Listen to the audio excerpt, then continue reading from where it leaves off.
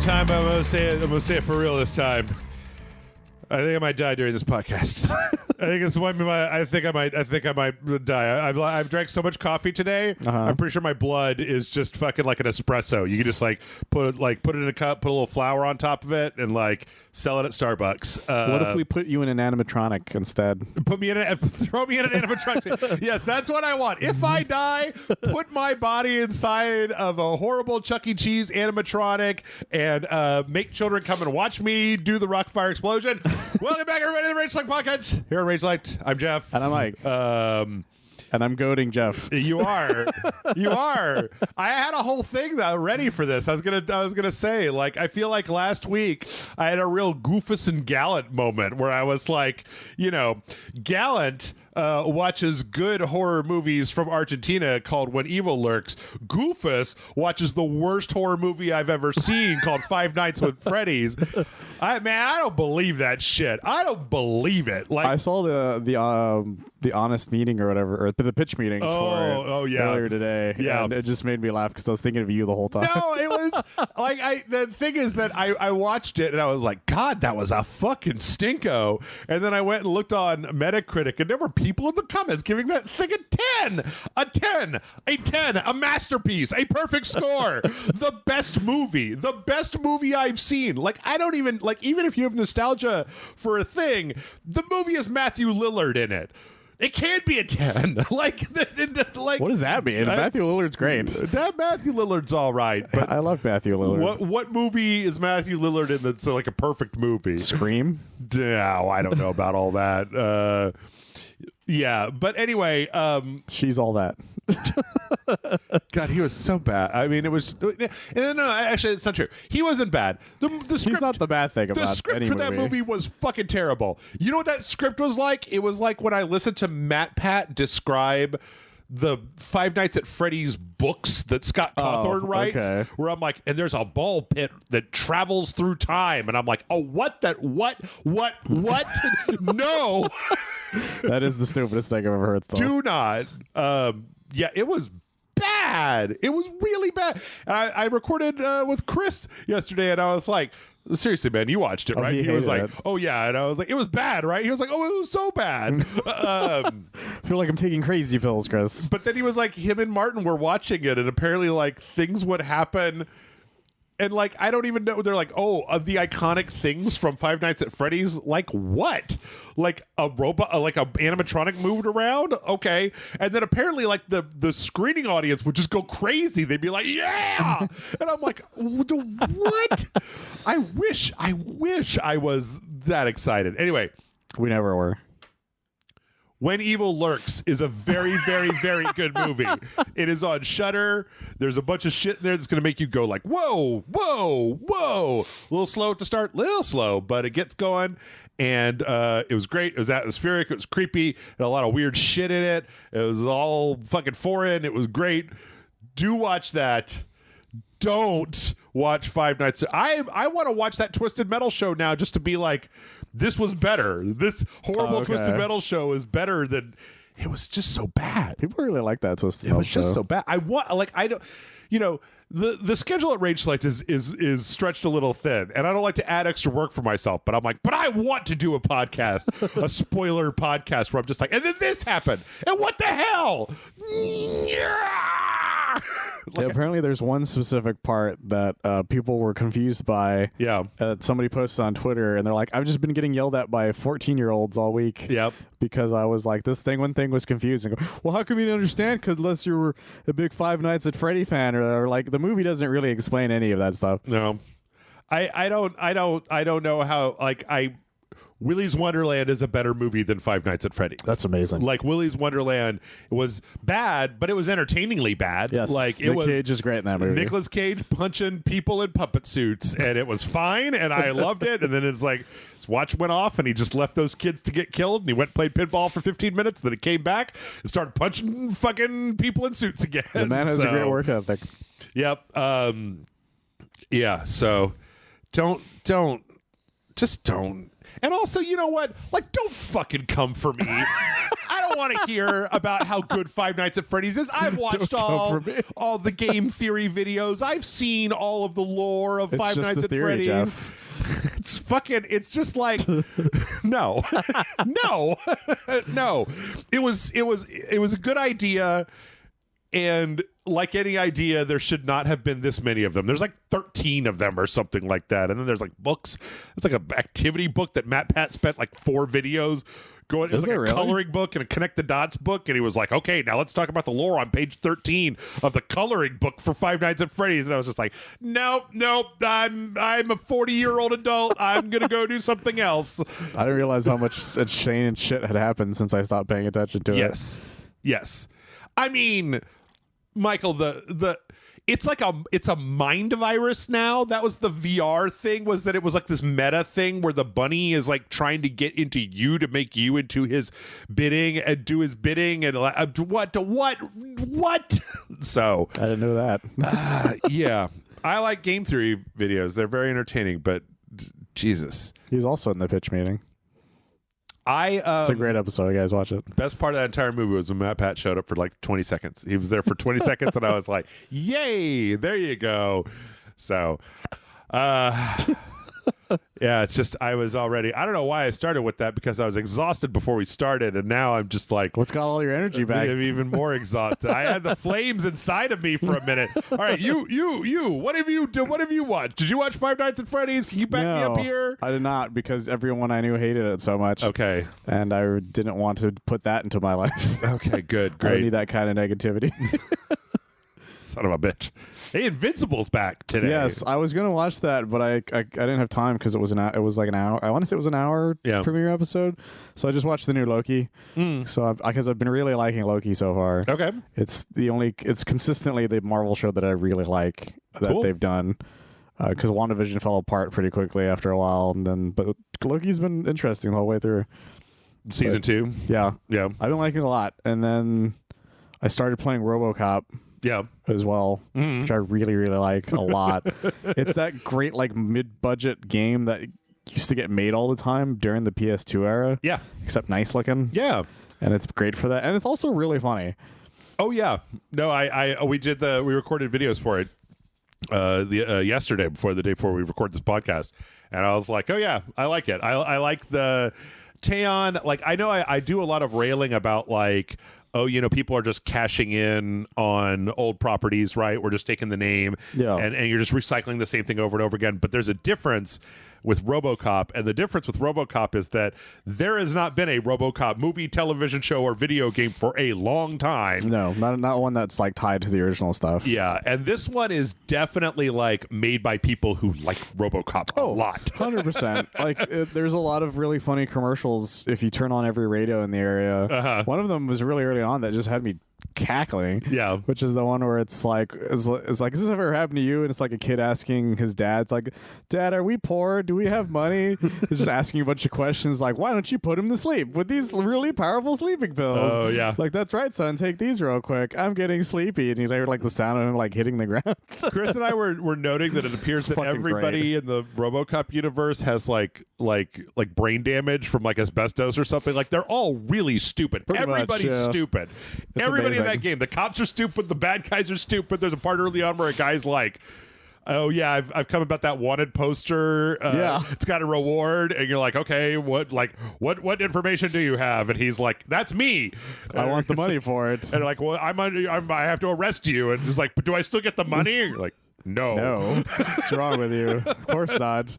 So, and there's a great side mission that made me lose it, where you're it's in one of the trailers, like the beginning of it at least, where you're trying to find a drug dealer who's stealing from other drug dealers. Yeah. And when you finally find him, the other drug dealers have cornered him, and you expect him to go into the speech about how, like, he's ripping off them and they like want the money. He's like, no, they're upset that he's lowering the prices and fucking up the free market because now they want them to lower their prices, and it's just not sustainable, dude. Yeah. You have to understand the way economics work. Yeah. And RoboCop's just like, I hate to interrupt this economics lesson because it was just the funniest fucking thing. Seeing like 3 fucking dealers teaching a guy economics. It's so funny because it's like we played the game for longer than the movie, right? We played the game for more than the length of the movie. Yeah. And it's just like for every situation, Robocop is the most deadpan of all time where, you know, he's just like, you shouldn't skip school. An education is very important. I love him. To like rowdy teenage thugs. It's the best. I love it so much. And the story itself is pretty interesting for the most part so far. Also, I really love the fact that every quote unquote teenager in that game looks like they're a 30-year-old playing a teenager. It works though.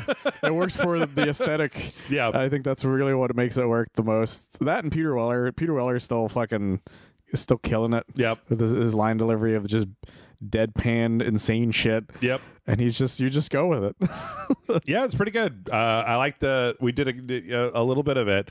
It's very satisfying. It's very satisfying shooting people in that game. Shooting people 100%. Is very satisfying. Also, I'm pretty sure there's an achievement for shooting a guy in the dick. Yeah. I just couldn't. I got it on accident. Because I think it says like shoot a person in a very weak spot, I think is what it said. And I was just like, yeah, good. Keep that in mind. We're going to come back to that later. So, but you know what? I think with that, we are going to roll right into the news. I got a lot of news, but it's very weird news this week. That sounds about right. It's not the best news, but let's start with something incredibly funny that everybody should have seen coming.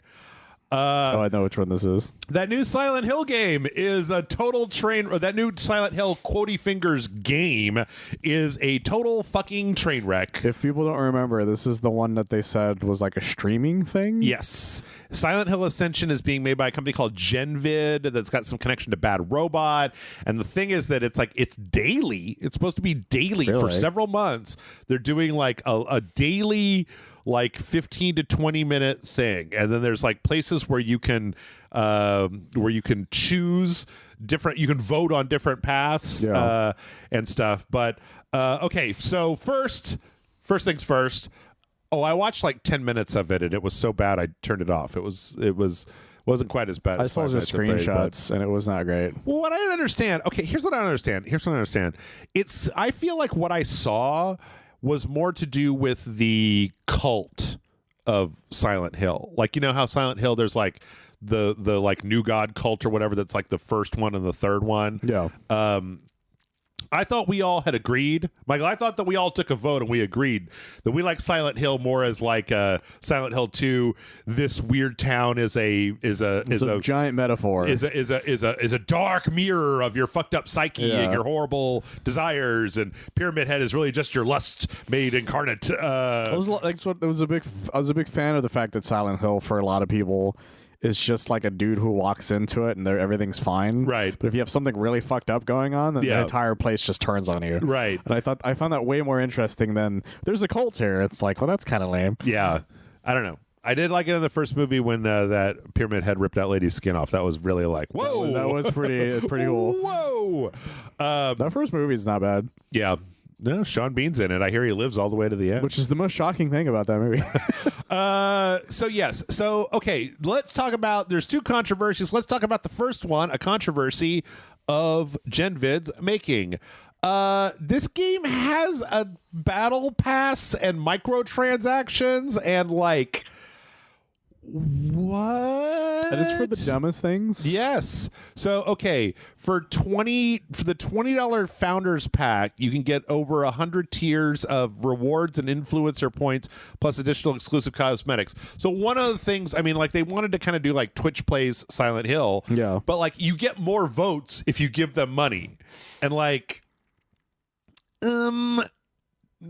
gross. Like, that's just stupid. You can also pay for like you get stickers and like there's a certain part where you can make an avatar, and like certain levels your avatar might be in the movie in the background because they're like your avatar is built in the same engine as the actual thing is, which is very frustrating. Can we make Loretta and see if she'll end up in there? I don't think anymore. I think they learned their lesson. That's the second story. So yeah, the other thing though is that they apparently were completely unprepared for putting something public on the internet and then like letting people go at it, right? Yeah, that was their biggest mistake. The app that you were supposed to be able to log into the day that it premiered like crashed. They had like too many people. That crashed. And then the one big thing was that they had a fucking chat box where you could type stuff. And they obviously had like a block list for specific words, right? Yeah. They didn't want you to say like, you know, fart bonzer in the chat. And so they had that. But they didn't like think it through. They didn't think it all the way through. So there was a few people who were Twitch streaming themselves watching this who then like ended up brigading the chat with Hideo Kojima "Cummy in my tummy," like with some asterisks in it so that it wasn't immediately recognizable. And then like they were like, okay, everybody do this, and then use all of the free coins they gave you to upvote it. 3, 2, 1, and then boom, and then it was just all the chat was that. So at this point, right now, they have fully disabled the chat. You can only post the stickers, which that makes sense. Yeah, you can only post the stickers in the chat, which like, but guys, I mean, they didn't think that part through. Like, come on, guys, you know. I do love the internet though for that attempt. It's really sad though, because this is the first Silent Hill anything that we've gotten since Silent Hill Homecoming, something like that, like on the PS3. It was a good long while ago. And it was like, unfortunately, they had to like go on to Twitter to hype it up to be like, I'm really excited about like the guy that's like the producer on this, like, oh yeah, this is doing very well and I'm super proud of this team and everything that they've done. And it's like, no. This was just the first bad thing to happen. This was just a bad first thing to come out for Silent Hill. Yeah. I don't know. I looked at it last night and it's been like 3 days since they started and they're doing it daily and the chat was still fully disabled. So, but maybe they want people to talk about it on Twitter. I don't know. It's the only thing that would make it work at this point. I don't know. I feel like Konami was gone for so long that we forgot what kind of shit show Konami products can be when you well, I think it's the other way around too, that Konami had been gone for so long that they forgot how the internet exists. right. They're like, just throw them into a gym and make them work at a gym, guys. It's like, that's not how that works. Yeah. We can't just keep doing that to everybody. So yeah, that happened. That was fun. And it generated one of the best headlines I've ever seen. Silent Hill game disables chat after too many posts about cum. That sounds about right. That's a fantastic title. Speaking of totally jizzed up situations, Bungie is the latest in the layoff game. Yes, that we've been going through, and they fucked over everyone they could. Woo, boy, yep. So this week it was reported that Bungie laid off about 100 employees. A lot of people. And some of them were like still happening like the day after. Yep, out of like 1,200 total employees, something like that. Some of them were kind of shocking. Yeah, we'll get to that. They also pushed the final shape, the next Destiny 2 expansion got delayed. Yeah. And then Marathon 2 got delayed, or the new Marathon got delayed all the way out of 2024 entirely. That one's probably fine though. Yes. Well, I mean, you know, if you cut that many people, you're going to have to like reorganize people back onto the specific project. So yeah, that Marathon thing sounded like a terrible idea. Yeah. Yeah. I mean, the big kind of one of the big controversies here is the fact that, you know, as you all will remember, last year Sony bought Bungie for $1.2 million or $1 billion. Yeah. And at that time, Bungie said, like, no layoffs. Everything's going to be fine. Everything's going to be fine. No layoffs. And they were even, like, had apparently given them advice about that Last of Us 2 multiplayer. Mm-hmm. But now we've seen a lot of Bungie studios either dissolve, or a lot of Sony studios dissolving and or laying people off. It seems like we've seen Naughty Dog, a bunch of stuff happen there. I don't think we've seen anything from Insomniac, but I think there was one other place that we saw some layoffs from. Well, it wasn't Insomniac directly. It was the guys who helped like make cutscenes or something. Oh yeah. It was that third party but apparently like they were saying that these layoffs had nothing to do with anything that Sony did. Yes, so that's the good news. Yes, but they also said that part of this is because the player retention on the game is like going down. It's plummeting. It's very bad. That's right, Internet. It's your fault that we had to lay off these people. Well, first off, not our fault for not keeping you. Have you? I don't know. How familiar are you with Lightfall, the last expansion?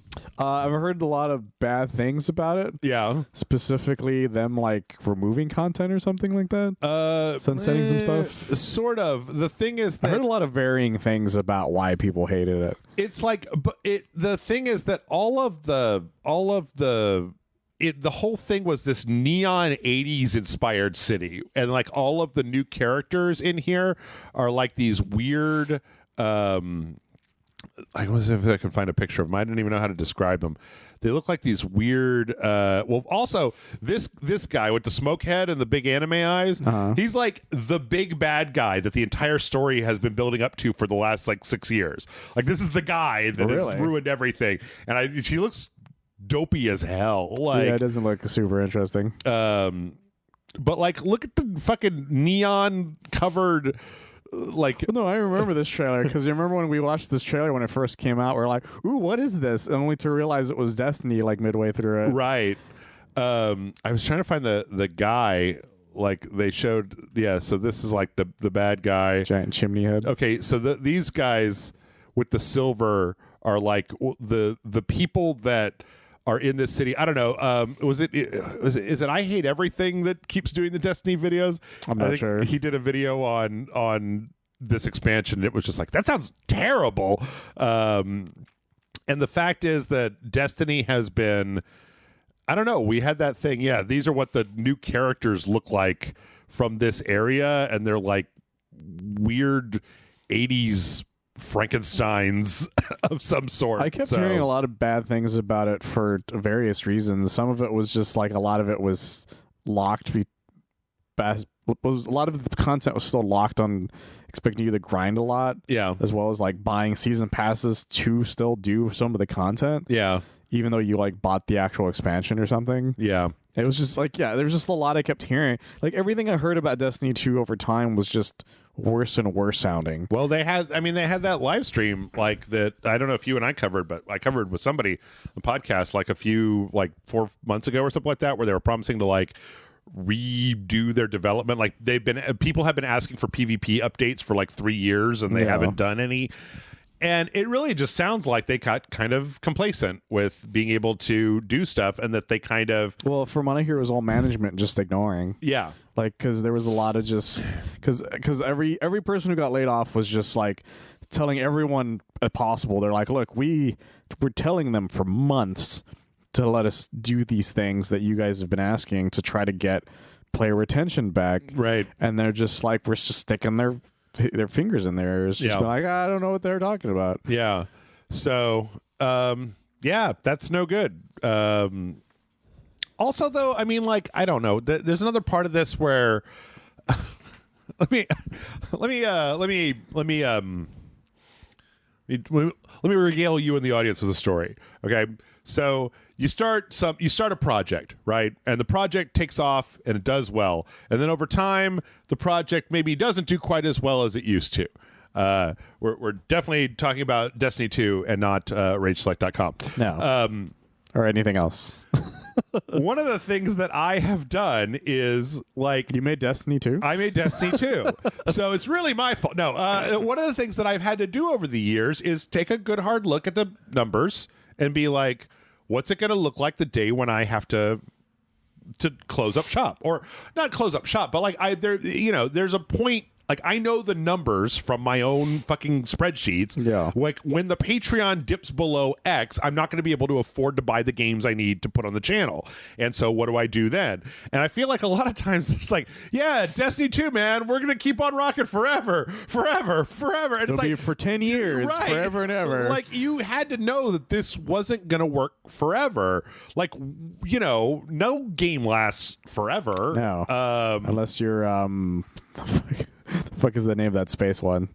What? That hasn't even come out yet. Star Citizen. Star Citizen? Unless you're Star Citizen. Oh, yeah. That will last forever because it's never actually happened, technically. Yeah. Like, I don't know. And especially if you got a community like Destiny 2. I mean, they take that guy to court for, like, threatening to come to their office and, like, knife him or whatever. Like, I don't know. It turns out if he shows up now, no one's going to be there.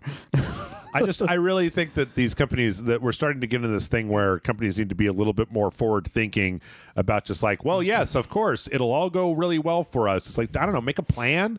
Because like one of the other weird things that happened is they laid off 2 of their biggest composers. Yeah. So they laid off Michael Salvatore and Michael Seacrest. Seacrest. Yeah, and this isn't the first time Bungie has fucked over one of their composers entirely. Yeah. Like there was the public feud with Marty O'Donnell, who did the original Halo soundtracks.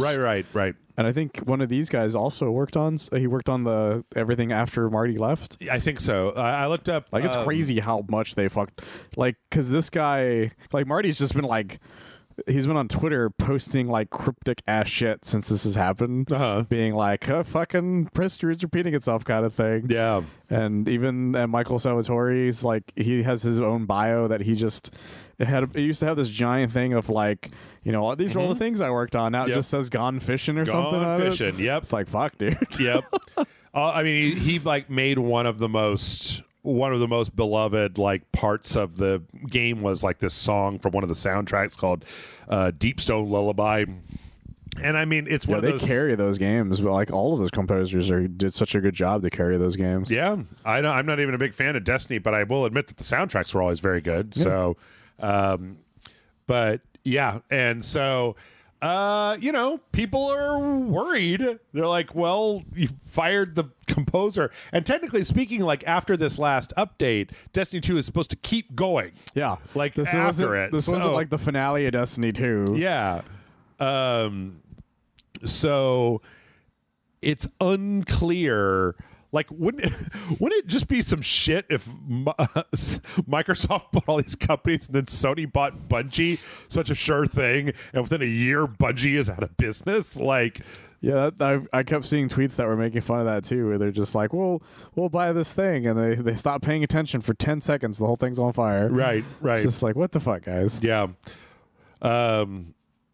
Yeah, I mean, I don't know. Stupid. It also seems like Sony bought them because they wanted to make a bunch of kind of like live service games like Destiny. Yeah, they wanted their experience at it because they did such I'm using quoting fingers because it's not true.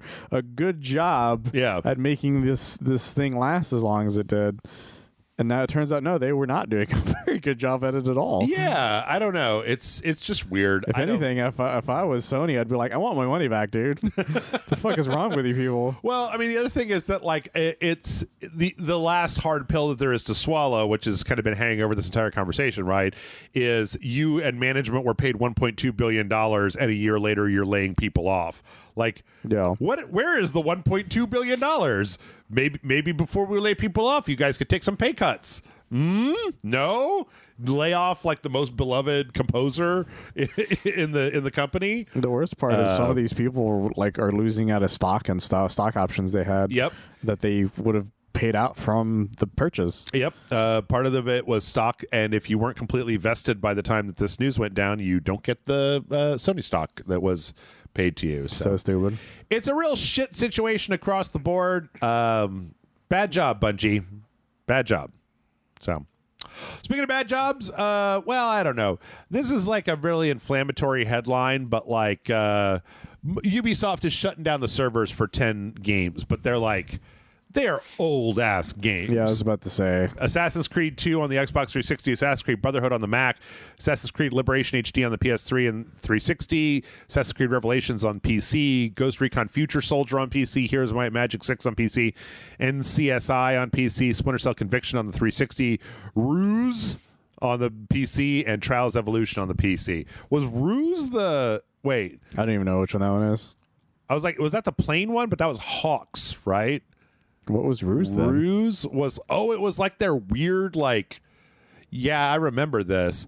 It was like a real-time strategy game. Oh, okay, I remember that. But I think you could use like the Move controller or something with it. That sounds right, yeah.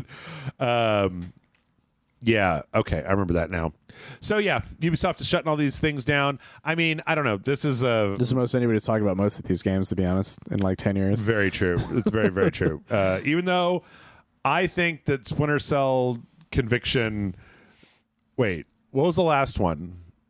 The last Blacklist? one, or the one with the last time Michael Ironside was there? The last one, not the last time that Michael Ironside was there. I don't remember what the last one was called. It was This is the last Michael Ironside one, though. Right. Was Conviction. But also, I mean, like, if you're going to go play Splinter Cell Conviction in 2023, you're not going to play the fucking Spies versus Mercs mode. I don't see that happening. I have it still somewhere. Blacklist. Yeah, Blacklist. I went and downloaded that a little while back. It was, like, better than I remembered. Let's see. Okay, so that's like, I don't know, maybe a little bit overblown from Ubisoft. Like, it's not, someday the servers for old games are gonna get turned off. That's just a fact of life. Yeah, it's really the ones that are like beloved that people worry about, and usually they find ways around that anyways. Yep. The one that people are taking them to task for, rightfully so, is that Ubisoft for Halloween.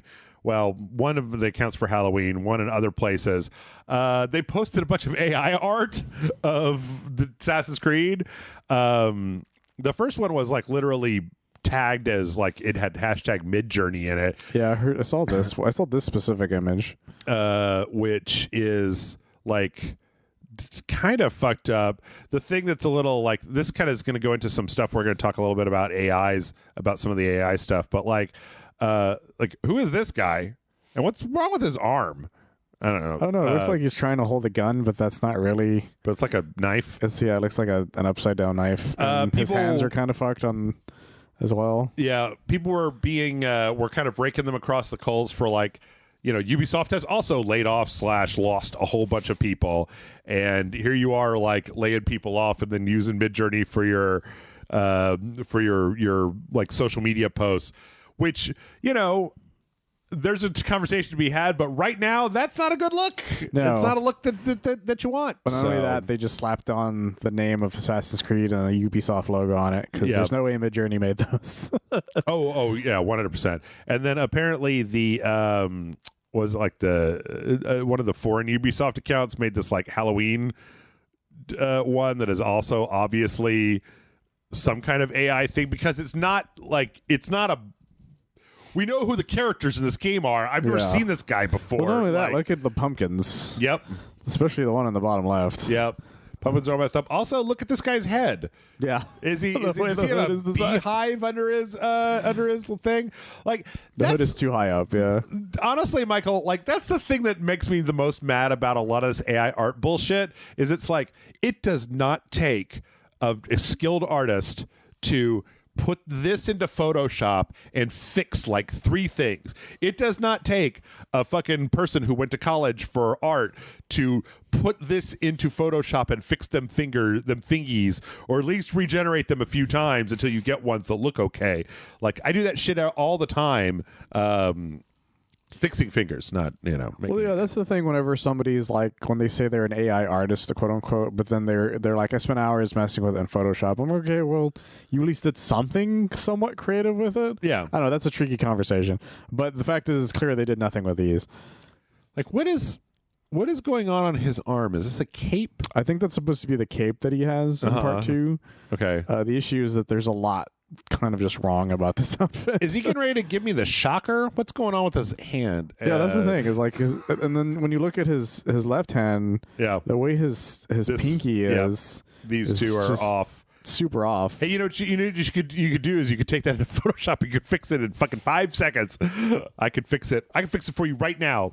Yeah, there's a lot wrong with this image for the most part. So, which, again, I think that, like, oh god, especially the Halloween one. The Halloween's one's all fucked. Yeah, it was this cape and then this like shoulder armor, and then the cape is like over it and under it at the same time. Well, he's also wearing like a long cape or something. I don't know what the fuck he's wearing. That's the problem with AI art, is a lot of times when you look at it, when you glance at it, it's like, oh, hey, and then when you like start looking at it, you're like, wait a minute, wait, what? Yeah, 100%. So, yeah, come on, Ubisoft, don't be a jerk. Maybe just hire some people. Like, I don't know, man. You could hire artists to do this stuff, and it's not like $1 million or like a year and a half to get something to put on your social media thing. Yeah, there's some people that'll do that sort of thing for like $100. Yeah, not me, but some people will. Speaking of AI, the finals apparently uses AI, text-to-speech AI. I heard about that. Yeah. Did you actually have you sampled any of the AI stuff? A couple of them. Yep. Some of them sounded somewhat okay. Yep. But not nearly all of it. The problem is that the more like individual, they talked about using it for like barks and stuff, and I'm like, I don't have a problem with that, but like it can't do complete sentences. Yeah, No. it fucks up. That's the main issue it has with it. Keep the cadence right throughout sentences. Because they use it for like the winter things and stuff. Yes, and it just sounds really fucking weird. It's off. It's like an auditory uncanny valley. Yeah. Where you're just sort of like, there is something wrong. I don't know why this robot is trying to convince me that it's a person, but I need to kill it. I need to kill it with fire. Yeah, it's just and people have been taking them to task about it since they found out about it. Yep. But hopefully they'll get actual people. For it. They had a real when they were kind of like taken to task for it online, they kind of a weird bullshit thing where they're just like, well, it takes too long. It's just too much to get people in to just do stuff. We want to iterate quickly, and then like some voice actors were like, I did an entire game's worth of audio in 2 hours. Like, don't tell me I could be there tomorrow. Like, we constantly go in for short-term pickups for stuff that people wrote yesterday. It's just like, don't play. You just want to not have to pay. Yeah, that's what it comes down to a lot of times is they'll say something and they'll get called out on it immediately. Yeah. Because, voice actors do this stuff all the time really easily, especially stuff that's just like winter or like double kill or something. Right. It's not a lot of lines. Yeah. It's not like there haven't ever been studios in the history of mankind that haven't turned out new voice stuff on a dime. You can just go to YouTube and ask a random guy, hey, you want to be in a game? Right. He'll do it for free. Yeah. There's plenty of people that'll do that shit for free. The other thing that I wanted to point out is that I'm really so Ubisoft used Midjourney for one of their things, and the finals guy here, they used 11 Labs, which is like the kind of common voice synthesizer thing. I really think that I would have more respect for these people if they built their own systems, or at least if they took like, okay, well, we're going to use 11 Labs. Because I had a story 2 weeks ago where it turns out that in Phantom Liberty, they added some more lines for Vic Vector. Oh, yeah. And it was AI. It was like they had a voice actor do the lines. They had an AI sample of his voice. They got permission from the family. They paid the voice actor, and then they basically overlaid it with an AI to make new dialogue for this guy because the voice actor passed away. And it's like, I don't think everybody should have to go to those lengths like for every voice line, but it just goes to show that like, if they had a professional voice actor like on call to at least do the cadence of the voice that then the AI could layer a different voice over, that would be different. But they all just sound like when you just leave it entirely AI driven, it ends up sounding weird or looking weird or being weird. It kind of has that paging Mr. Pee Wee Herman type of way of saying. Yes. It's something just like you're just like there's something off about that whole thing. Yes. So I really do think that there's some interesting applications for AI stuff. I just think that everybody's being a lot of the they're being shady about it. I think they're being lazy about it. Is that like they're just pulling one of these new things off the shelf? And as somebody, I mean, I used to have a subscription to Midjourney, and I canceled it because they weren't putting out new updates fast enough. Like if you took one of these texts and you made your own custom thing that could feed dialogue, say back and forth without a huge delay, that would be interesting. Like I keep waiting for somebody to take these concepts. Like not everybody in the industry takes Unreal 5 and then just uses the shaders right out of the box, right? Yeah. They will create their own shader models because they want their game to look a specific way, and then that usually ends up like being good. So the idea of just taking off the shelf AI shit and then using it, it's like, well, no, put more work into it. Well, it's the procedurally generated thing when people were upset about that for a bit. Like, oh, these maps are just the same thing, but you're just like weirdly generating them. Yeah, but the ones that people really liked are the ones where they tweaked it just enough to it where even when it's procedurally generated, it still feels unique the whole way through. Sure. Like Hades is a great example of that. Yeah, or something like Dead Cells, where like the structure of the level is as important as the action. So the level is generated, but it doesn't have to be like super bespoke, because what you're trying to do is the challenge of the actual game as opposed to that. So yeah, I wish that more game companies would do this. Unfortunately, it's like right now it seems like it's mostly just either small or desperate, I guess in the case of Ubisoft game companies. So yeah, some of them are just stupid. Yeah. Let's see. Speaking of voice actors, everybody's gone crazy, Michael. They got crazy. Konami put up a video on their website, and it's David Hayter. He's walking down the hall. He's talking about Metal Gear. Did you watch this video? I did. Of course I did. Why would I not have? I saw it way before I even knew I was doing this podcast. Yep. He talked about Metal Gear, and then at the end he said like the best is yet, or I hope you're ready because this is only the beginning. And he kind of did a little snaky voice. He absolutely did at the end. Yeah. Wasn't fully snaky, but it was a little snaky. And people are just like, what can it mean? And it's like, it means they're going to make some kind of dumb documentary that he's going to host. Right? I thought it just meant that, hey, this is just the first of these volumes. Everyone was like, what could it mean? I'm like, he's just saying, hey, this is the beginning of the fucking series. Right. There's more of the series that it's going to get released, like a normal person would think this is. So, like, that's what I thought, something like that when I watched it. And then I'm like, I'm reading this. This is a PC Gamer article. And they're talking about how there are people online that, like, this means that they're going to have him redo all of the vocal lines for MGS5 when they release it in Volume 2. And I'm like, no, they're not. No, they're not. Konami is not going to do that. They're never going to do that. They're never going to do that. Also, why would they do that? I don't know. I don't think the only lines that he needs to finish off are the ending lines, because then it would make sense. Yeah. Story-wise, but that's it. Other than that, you don't need him to do any of that shit. Yeah.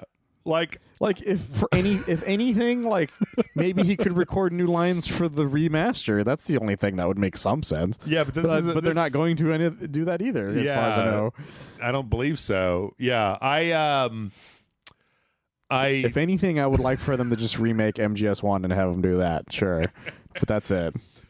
Why would they do that? That wasn't the first one. The first one was 3 in the timeline, so we can't release 1. People will be really confused if they only play 1 and not 3. People had some weird speculations. Yeah. My favorite speculation is people were like, they're going to remake the MSX games, and he's going to be Big Boss in them. It's like, that's the stupidest thing I've ever heard. That's the stupidest thing I've ever heard. As much as that's fun as that would be, that doesn't make any sense. I mean, if we're going crazy, I'd like to put my chips on the redo all the voice lines from MGS5 column. I would like that. It will never happen. It will never happen, but I would be cool with it. But I would like that if they did that. If anything, they should just finish MGS5. That's what they should just do. Sure. That would be fun. Just like when they put the SNES Classic and it had Star Fox 2 on it or whatever. Yeah, exactly.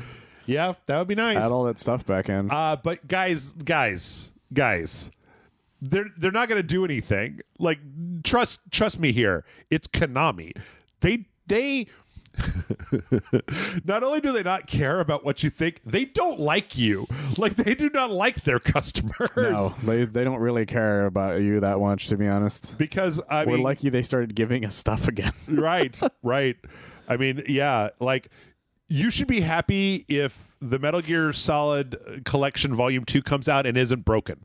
Like, not on fire is about all we can hope for.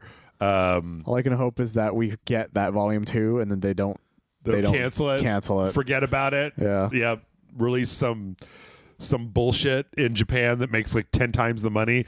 What if they put out Volume 2 as a pachinko machine? And what if they put out Volume 3 and all Volume 3 has on it is DLC to make 5 to finish the story of 5 and Metal Gear Survive, and it's $70. Well, my favorite was somebody made a fake meme, and they're like, what if Volume 2 was Metal Gear Survive, the pachinko machine, an acid, Ghost Babel, acid, and a secret sequel to Metal Gear Survive. Right, I think is what it was. Metal Gear Survive 2. I was like, I kind of want some of that stuff. I'm not gonna lie, but I don't want the Survive stuff. Yeah, no, that's true. I had Metal Gear, the Metal Gear Solid collection on the schedule, but the way it released, I just don't want to waste a slot on it. There's too many other good things out. We'll get back to it whenever Volume 2 or something comes out. Yeah. Let's see. Speaking of voices, we found out, we got a little bit more information about Vampire Bloodlines 2. Having been taken over by the Chinese room from their original developer, which is good because that thing was in development for like 4 years and we didn't hear jack shit. It was in development for a while. But part of what they talked about, they did a little live stream. I didn't get a chance to watch the entire thing. But one of the things that they talked about was that a lot like Cyberpunk 2077, the main character is going to be fully voiced. Oh, okay. So full-on voices the entire time. And not just one character, but apparently you're also going to have some kind of weird, like, inside-your-head voice a la Johnny Silverhand, like, interesting. That is also going to be like they completely should get voiced. Noah North to do that weird British voice he did for Deadpool's inner voice. That'd be really funny. Just get David Hayter to do it in a snake voice. I want David Hayter to be like, I'm David Hayter. I'm available for voice work. I will only do one voice. It's the voice of Solid Snake, and I'm going to do it for every character all the way down the line. I'd be cool with that. I know he's done other voice work, but that's the only one I will ever remember him for. Yep. Hey, man. If you do one good thing like that, why bother? Why That's bother true. branching out? He writes X-Men movies and doesn't afraid of anything. Yep, it's true.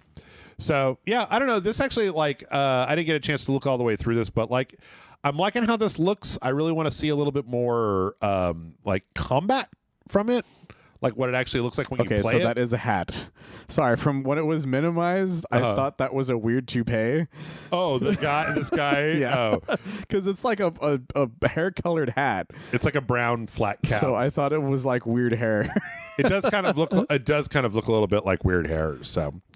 yeah, I don't know. A lot of people really like Vampire the Masquerade. It's a surprisingly popular series that I know nothing about. Yeah. Where, like, I find out stuff about it. Everything I've learned about it against my will. I found out that we played that kind of Telltale-ish one, Chris and I did. Yeah. I found out that he went home and bought that and played all the way through it. I'm like, oh, you are really? a fan of this game. Like, getting Chris to buy video games like pulling teeth. It is, yeah.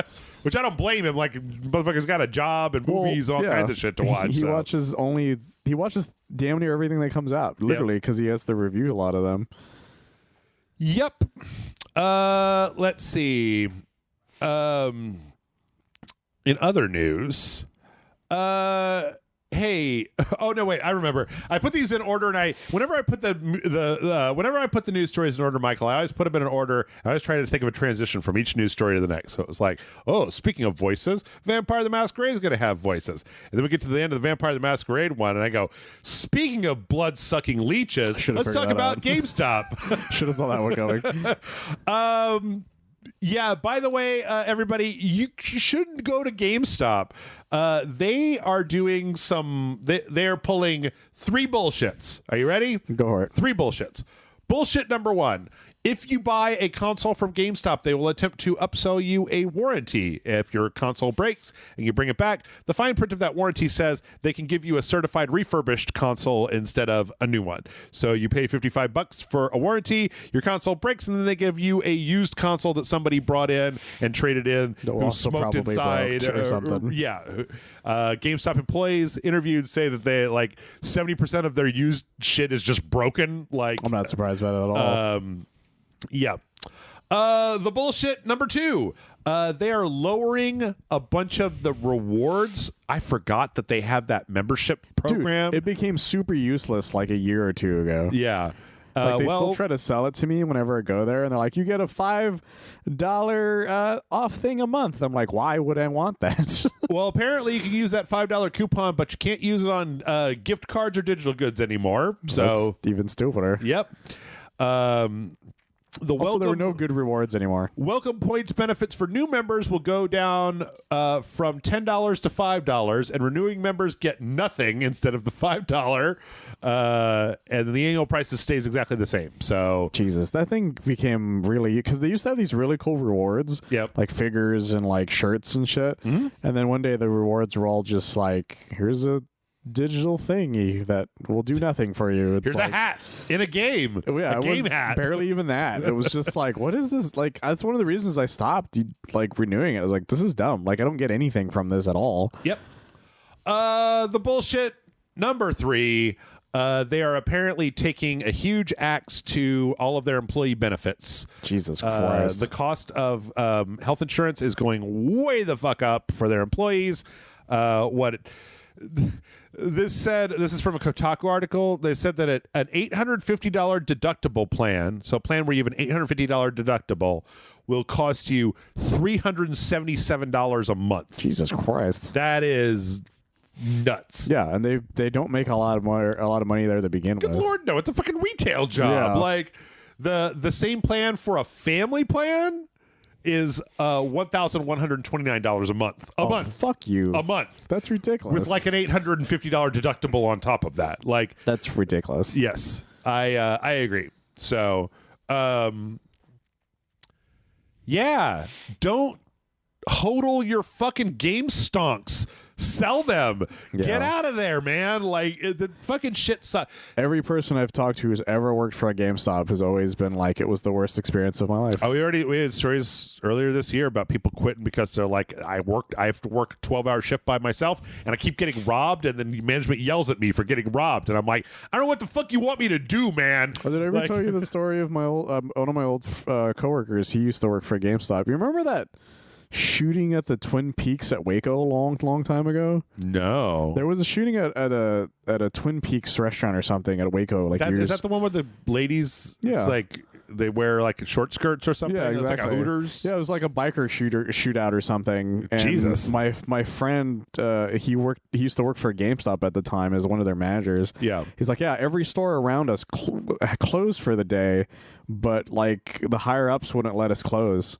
They're just like, yeah, you guys stay open. It's like there was a shooting like super close by. Like, yeah, but people might want to buy their Nintendo games or something. Good so Lord. they had to stay open. And he's like, that's fucking crazy. God damn. Yeah, they don't give a shit about any of their workers. They really don't. Well, and or their customers for that matter. Okay, let's just be upfront here, man. If it wasn't for the meme stock thing, they'd be dead, or they would almost be dead already. They got this one weird influx with the weird meme stock thing. No, they've admitted outright that the meme stock saved their entire company. Yes, they're a bad company. Like they. I mean, I don't know how to say it. They're just a fucking bad company. Terrible. Like, if you want an old game, you can order it off of Amazon or eBay or so many other places. And if you want a new game, you go to Best Buy, where they don't try to fucking upsell you on $40 worth of shit and, like, bug you because those poor fucking employees have to make those, you know. I feel bad for them. I don't want to go in there because I know they're going to ask me to buy, like, an extended warranty or pre-order or something. I'm going to go, no. And then they're going to get in trouble because they weren't able to upsell me on something that there was nobody at all. They still have really old limited editions at the one near Naked where I'm at. Scarlett Johansson couldn't convince me to buy an extended warranty on a fucking video game. Do you want a warranty on Alan Wake 2? No! By the time the disc breaks, which it doesn't even exist because Alan Wake 2 is digital only, like, it's going to be $4 or on Game Pass. I don't care. No. No, it's completely pointless. Those things don't even work out very well. Yeah, so, bad on you. Let's see, another game news fuckery. This ties directly into the thing last week. I don't know if you've seen this. No, I didn't know that it had immediately. Well, we joked that would happen. Yes, and I'm not surprised it did. Yep. Ludwig, the YouTuber, not to be confused with Bowser's Kid. Right. Yes. Or maybe it is Bowser's Kid. The other YouTuber. Yeah. Doug Bowser and then Ludwig. Ludwig Bowser. Yeah. Of course. Put out a video last week saying Ludwig runs a Smash tournament. Yeah. Right. And he was talking about he put out a video where he was talking about modding. What is this, like the Pokemon Stadium level in Brawl, so that it doesn't transition, because apparently there's some fuckery that will happen during the transition. Like, it's a thing the Brawl players know that they can exploit, and it's caused upsets that shouldn't have gone the way they did because there's like a glitch there. And he was like, yeah, all right, so we're going to put on a fucking Pokemon tournament. We're going to use Brawl. We're going to use this level. We're going to mod it so that level never comes up, or so that level never transitions. And You remember last week where I talked about how Nintendo has no chill? Yeah. They sent him like a very like a diet cease and desist letter where they were like, "Listen, you can't alter." Like here, it was basically boilerplate of like, here are all the things you can't do, and one of those was like, you can't mod Smash. Like, you can't have a tournament with Nintendo's blessing with modded Smash, and if not with Nintendo's blessing, like, that's just the ramp up until they actually start shutting people down. So they were very, very explicit in their really weird set of rules. They're like, you can't use modded versions of the game for any of this. Yep. No matter what it was, like, because this is a very small thing. Yep. It's not even like, oh, we added Goku to the game and now it's part of the tournament. It's like, no, we messed with one level to keep it from fucking over some people. Nope. No chill. No chill. No chill. No chill at all. I just don't understand how I watched part of this video and he was just like, so like, I'm flabbergasted. And I'm like, are you? I'm shocked that Nintendo, the people who are known for suing everyone, sent me something that threatened me. I would like to reiterate what I said last week where like Nintendo would probably be fine if you're like, oh, you know what? You're going to wreck the Smash community and then there's going to be no more Smash tournaments. And Nintendo would be like, okay. Cool. All right. You know how much bad press we get from the weird shit that's happened at those places? Do you know how much time it takes for us to fucking track all you fucking babies down and make sure that you don't like add netcode into something that we don't like? I say this as if I'm on Nintendo's side. Nintendo's acting like a piece of shit, but they've always acted like a piece of shit. They always act like a piece of shit. What we're saying is, why are you surprised that they would do the exact thing they're known for doing? Right. It's not us defending Nintendo. It's us being like, why did you think anything different would happen? Especially because you probably could have had your tournament and done the mod and just never said anything about it. Just never brought it up. And even if Nintendo had like a dude in sunglasses and a hat sitting in the audience, like making sure that you weren't playing modded Smash, would they even have known that the Pokemon stage didn't transition and that wasn't just something that happened? And everybody's like, oh, I don't know what happened. Oh, whoa, what is this, a modded version? I had no idea. And you just ban the level. That's all you really need to do. That's the thing that the people do all the time. Yeah. So, I don't know. I don't get it, but I don't know. I mean, you do whatever. And everybody wants everything to be exactly the way they need it to be for their tournaments, but that's not always going to be the case. And Nintendo's the one that it's never going to be the case. Yep, that's true. Very, very true. This is a very quick update. We got some news from Mobile Gamer confirming some of the Unity stuff. Speaking of no chill, see, I got transitions for all of them. That all the stuff that well, I don't know how many times you and I talked about the whole Unity thing. We talked about a lot, but all the predictions that we made about Unity. About the circumstances surrounding the Unity price increase, they all happened exactly the way that we talked about. They had a big meeting with a bunch of people. Like half the people in the meeting were like, "Do not do this." And then they were like, and then suddenly it just happened. And then suddenly they were on Twitter saying like, "Yeah, we fucking changed it." And there was like, "Yep, this was obviously something that was done by management." However, and then they were expecting the feedback to be like, okay, we can tweak it. Yes. Kind of thing. This is, though, an interesting question because part of what this sorts out, or one of the things that was mentioned in this article, is that the reason that Unity did this, obviously, was money. And this source says that Unity has been just like losing money hand over fist for a long time. I'm not surprised by that at all, though. And so the question then becomes like, okay, we don't want the horrible bullshit that they rolled out there. But like, if it's a choice between Unity's pricing structure changing or that engine, or them just saying like, okay, here's the last version, we're going out of business, right? Yeah. Like, would developers put up with that sort of thing if it meant that, if the alternative was that Unity as a corporation just shut down and it was kind of abandonware, the engine was like abandonware moving forward. Well, the thing is, there is a way of doing it. It's just, it's the middle ground of the decisions. The issue is that they went from one extreme to the next extreme, right, without even thinking about attempting any of the middle points. Yes, because I've worked for plenty of companies where that was kind of the case, where they're like, yeah, we have been charging a lot lower than everybody else for a very long time, and we're either A, not making a lot of money from it, or B, we are losing money hand over fist, but everybody likes us. So what do we do? And so the instance is like, well, we raise our prices, right? But they're like reasonably raised, because they're like, a lot of times they look at their competitors and be like, we'll just charge what they charge. Right. That's all we're going to be doing. Yeah. And sometimes it goes great, and sometimes it goes really badly. Especially if you raise your price and then limit what you get from what you're doing, right, kind of thing. Because that was one of the things that happened at one of the places I worked at. But over time, it all balanced out, and everybody was cool with everything, and it just worked out. Yeah. From there, the issue is that's not what they did here. They immediately just were like, give us all of your money, like within 10 seconds, and then tried to trick you into. They tried to gaslight you into thinking that this was always going to be the case or something like that. It's just a lot of insane shit that didn't make any sense. If they had announced and their plan had been what they ended up with, like from the beginning, and they had said this is rolling out in 8 months as opposed to like this is rolling out in 2 months, and it's retroactive for all of the games. The retroactive was the most fucked up part. Yeah. Then it probably would have been a different story. But yeah, because it's just one of those things. It's like, look, there's a lot of these games that have been out for a very long time that were just done, and the fact that they wanted to retroactively fuck those guys over, didn't make any sense to anybody. Yep. Yeah. So, and then I guess before we take a break, let's do one more. So this is interesting.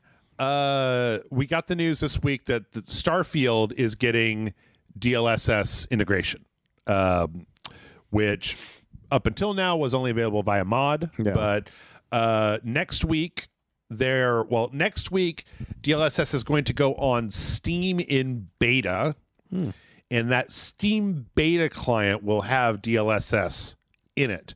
Now, I'm not sure, like, how the fuck do you get into the Starfield Steam beta? Because I got that shit on Game Pass. Like, and it's not the Game Pass version that is going to get it. It's the Steam version. And then once it's been beta tested on Steam, then it will get rolled into the rest of the different versions that are out there. I'm sure it's something you got to sign up for. Like, because that's... I used to be part of the Xbox beta program a while back. I guess you could buy it on Steam, right? I think you have to buy it on Steam, opt into the beta branch. It depends, though, because when I was part of the Xbox beta, they sent me Halo Reach before it came out as like a beta disc, and then when the game came out, that disc just became useless. Yeah.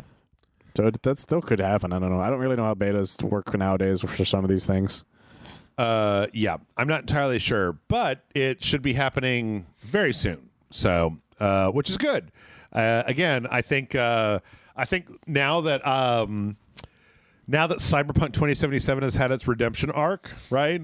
Starfield is going into the freezer until it's fixed, and then I can pull it out and play it and enjoy it, as opposed to trying to play it and not enjoying it, and then letting them like finish the game for 3 years, and then I'll go back and be like, yes, all right, the expansion came out, they added all the stuff, it's got DLSS now, hey, fun to play. They did the space combat revamp, they added in space stations, they added in all the Thomas the Tank Engine, like it's the Bethesda cycle, guys. Yep, huzzah, or the community fixed it. Yeah, the circle of Bethesda life. Yep. I just didn't expect it to be this, like, I actually wasn't not enjoying myself. It was just I didn't make a choice between, like, do I only want to play Starfield for the rest of the year, or do I want to play, like, Armored Core and fucking Cyberpunk and Spider-Man and all the rest of them, so. Yeah, and there's a game loop for Cyberpunk that just didn't, or not Cyberpunk, for Starfield that just didn't sound all that interesting. Yeah, I can see it. And with that, we're going to go ahead and take a break. When we come back, we've got a lot more news left to go, but I don't know, Michael. Maybe being tired was the secret sauce that I needed to not just stay on one story for too long. Or maybe it's just that this week has a lot of really easy to report news. Whatever the case, we're on a good track to have a 2-hour podcast. Knock on wood, everybody. I know, wait, no, not you guys at home. You want there to be a longer than 2-hour podcast. You guys shut up. I'm going to knock on wood. You knock on wood. We're going to knock on wood. We'll be right back.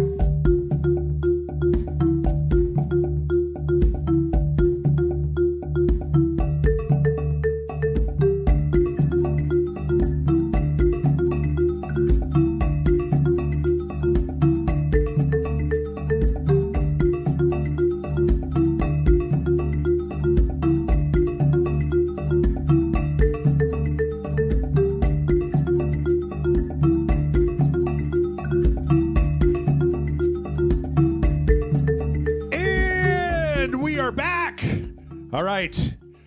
Here we go. We got some more news. There's more news. Yes. Let's do some more news. Ron Burgundy. This is actually a really interesting story. I don't know if you read about this, but apparently there's been a little bit of a shakeup in the Microsoft Bethesda game company thing. And that shakeup is that Matt Booty is now going to be in charge. I know. But Matt Booty is going to be in charge. I didn't say anything. But you were grinning. You were smirking. I saw it. Is going to be in charge of... Not in charge of... Okay. Bethesda as an entity right now operates as their own. I can't. I keep thinking the big boss Booty. Yep. Okay, so right now Bethesda operates as their own independent organization, right? Yes. They're under Microsoft, but they operate as their own organization. And because Bethesda then owns like Arcane and Tequila and those, not Tequila, Tango Softworks and those, like they all operate under Bethesda, and then they kind of report to Microsoft. Part of this seems like it might have been because of the whole Redfall debacle, but now the head of Bethesda, who is not... what's his name is leaving, right? Well, but Pete Hines, yeah, he's out. But what's going to happen now is that the head of Bethesda is now going to be like answerable to Matt Booty. Oh, okay. So Matt Booty normally was in charge of the Michael. Oh, I can't. I keep giggling at it. I don't know why. It just keeps making me giggle. He was in charge of all the Xbox game studios. So he doesn't have like, I feel like he doesn't have the best track record between like Halo and Gears of War and that kind of stuff. But at this point, basically, Bethesda has to then report to him, and he will be the one that is accountable to it. Just get it out of your system already. I keep sitting over there trying to fucking like not crack up. I don't know why it's so funny to me. Be an adult. It's just a man with the name Booty. I don't know what's so crazy. I think it's because I'm also thinking about pirates. I don't know. Yeah. So, yeah. And then this also means that Sarah Bond is going to take over some of the other stuff that Matthew used to be in charge of before he was in charge of this. I'm hoping that this means that he can keep things a little bit more on track and maybe be like, hey, listen, you guys don't have to make a Left 4 Dead clone. Why don't you let Obsidian make RPGs and not like Destiny 3? So. Because the issue with post Microsoft owning Bethesda is it seems like no one really knew what to do from there. Right. And especially with the fact that like there was the news that came out that they were originally trying to make Redfall to maybe be on the PS5 as well. Right. That like they were just like, I don't really know what to do from here. Like, just release this thing, even though nobody believed in it. Like, they really should have just let them kill it and then make something newer from scratch that was only designed for the Xbox. And then there was even that interview with Phil Spencer where he basically was like, we didn't want to get involved with this, but we were all kind of looking at it like, should we just cancel this? Yeah, we should have just told them no. And then be like, just go make Prey 2. That's all we really want is Prey 2. That's what they should have done. They like that's one of the instances where, as much as Phil Spencer's like, well, we want to not tell them no. Yeah, it's like you should have told them no. You really should have just like busted through the door, going, what is this? No, don't do that. That's stupid. Or if you're gonna do it, like want to do it, because it's clear none of you want to do this. Jamie Letter is the president CEO of ZeniMax, who will now be reporting to Matthew. Jamie Letter? Yes, leader, something like that. It's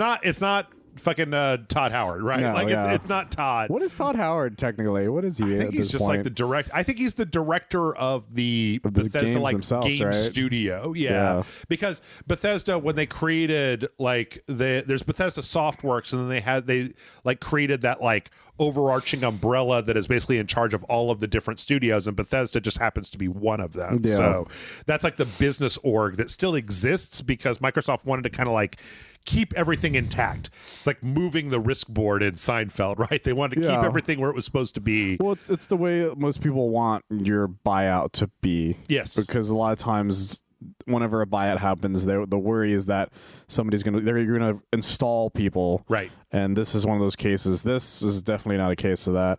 People were worried that was what was going on with the Bungie thing, and that wasn't. It turns out that wasn't the case for that either. Yeah. It's kind of what happened with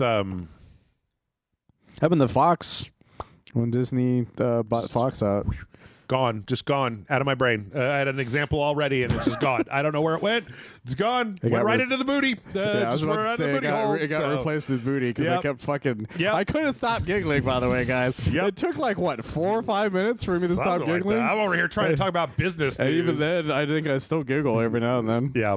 So I don't know why I found it so funny. It would be Activision Blizzard. It was like Bobby Kotick like immediately started fucking with Blizzard as soon as that was done. Like he really wanted to take over, and as soon as Blizzard was weakened by all the controversial stuff, they started like that was the when we started seeing all the microtransaction bullshit start to come in. So because they held off for a while there. Yeah.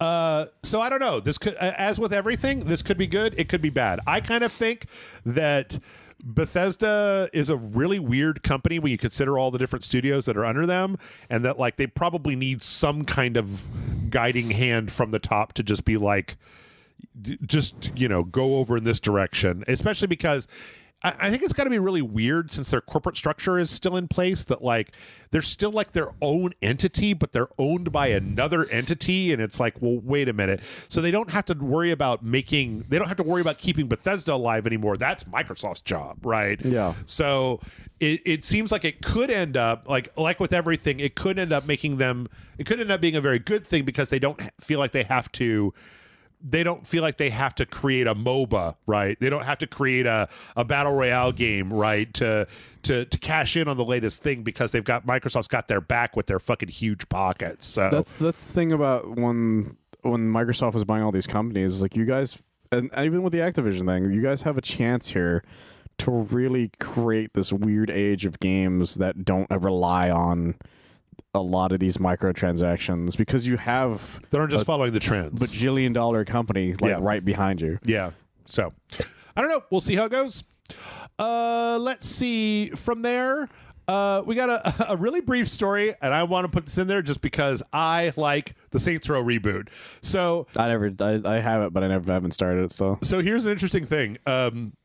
Last week, they shared the September 2023 top 10 PlayStation ecosystem games ranked by monthly active users. Mm-hmm. And it's funny because you look at this, and it says rank, and then it's got last month's rank. And so the first three are Fortnite, rank 1. Last month, 1. Call of Duty Modern Warfare, 2. Last month, 2.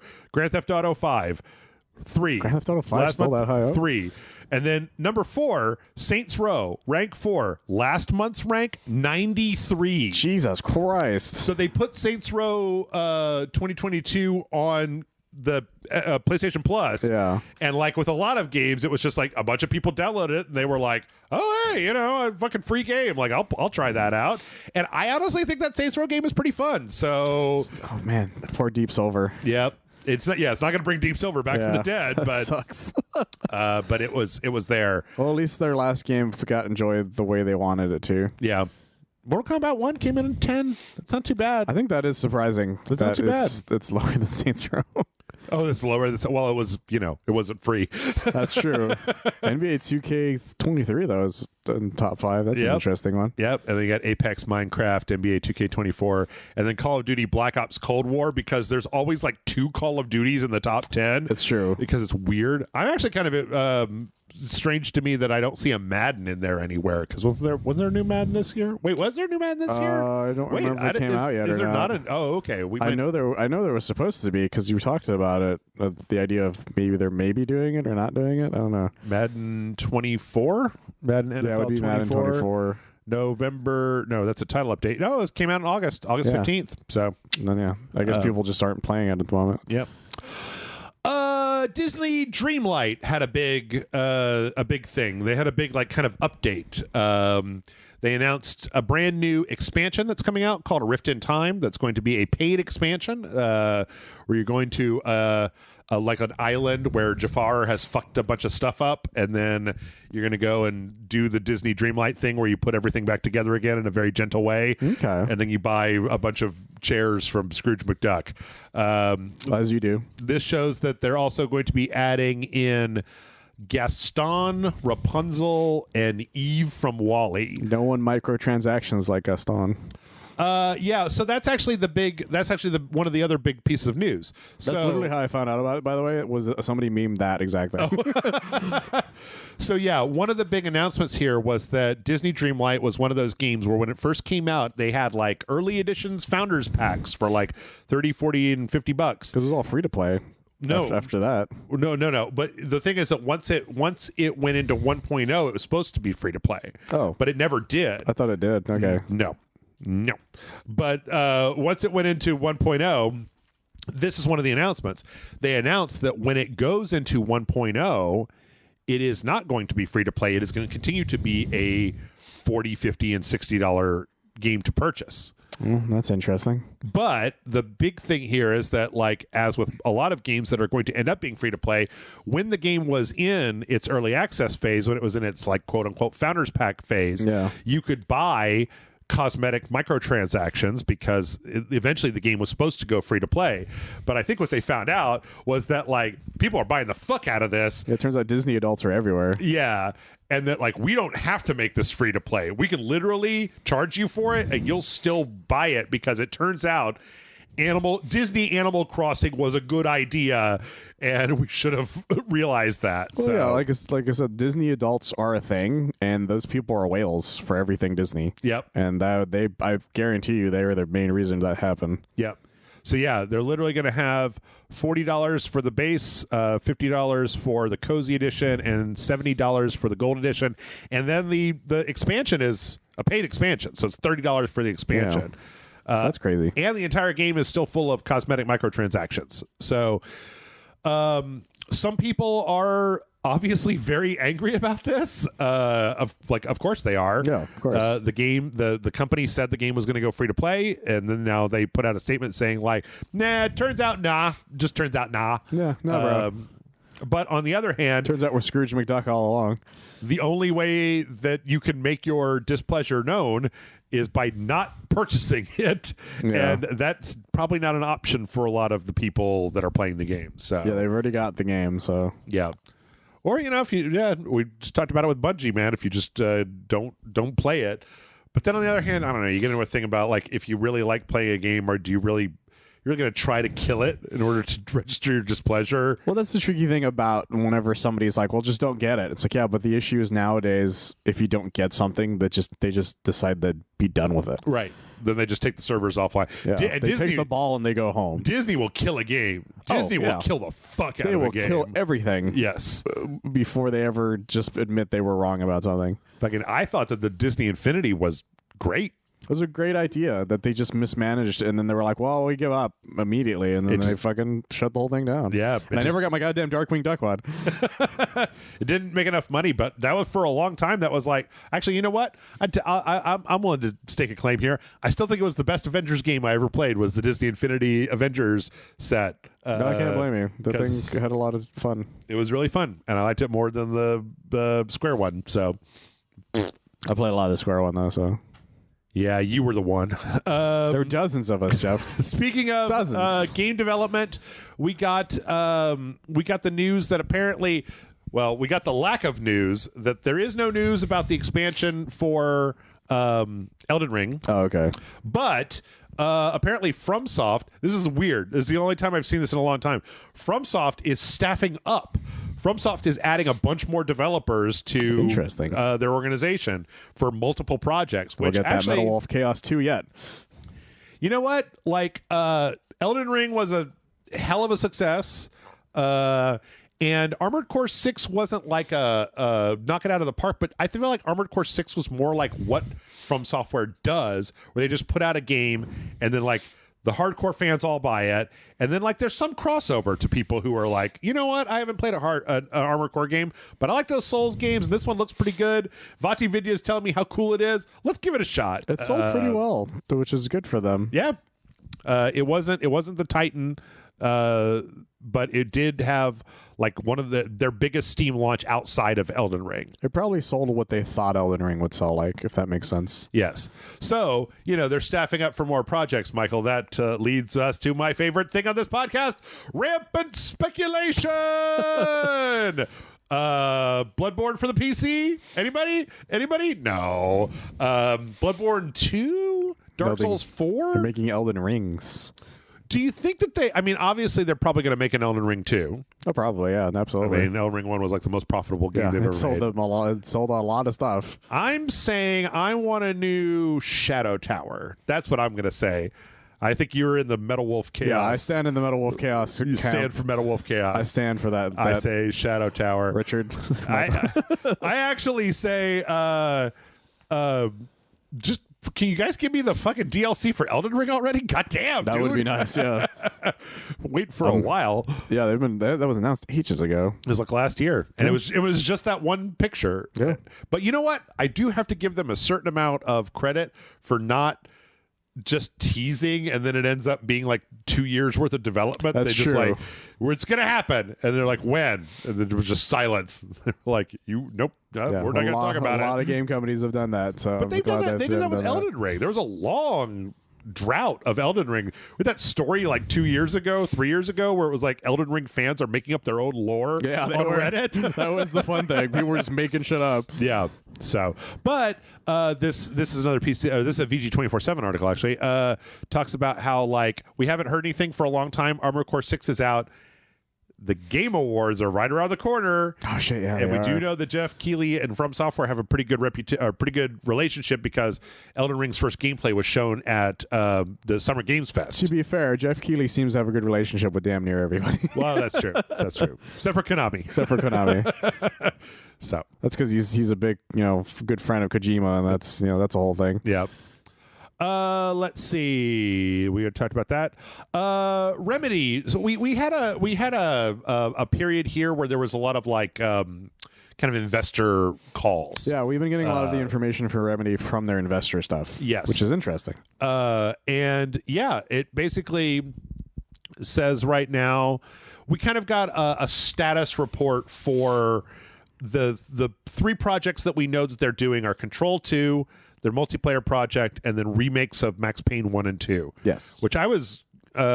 this article was like they announced the Max Payne 1 and 2 remakes last year, and that slipped out of my mind. I don't remember them doing that. I forgot when they announced it. It might have been at an investor's call. Oh, okay. Is the thing. Okay. I remember them randomly bringing it up at some point, and I got really excited. I've been keeping an eye on it since. Yes. So yeah, what we heard was that Control 2 is still in the proof of concept phase, so it's not into development just yet. It's still kind of like working on what it's going to do. Condor, which is the multiplayer game, is past proof of concept and into production readiness phase, which means basically gearing up to just like crank out and get it out there. Yeah. But then apparently Max Payne 1 and 2 remakes are like fully in development right now, and it'll probably be out before any of those other things come out. Because the last investor call they did was them announcing something similar to what they were mentioning about Control 2, which is like, well, we're working on a lot of concept stuff at the moment. We haven't really gotten much farther at that after that point. Yeah. In fact, I think the remakes were announced slightly after the anniversary for Max Payne last year. I think is what the idea was. Okay. Because they had I want to say their 20th anniversary or something like that for last year. Interesting. I kind of like the idea that like they're going to remaster Max Payne 1 and 2, and so it's like in Remedy, to Remedy's mind, Max Payne 3 doesn't exist. I'm like, yay, me too. Yeah, no, it really doesn't. They had the reason it was such an interesting announcement that they were doing that was the fact that Rockstar still has the rights to Max Payne. Yeah.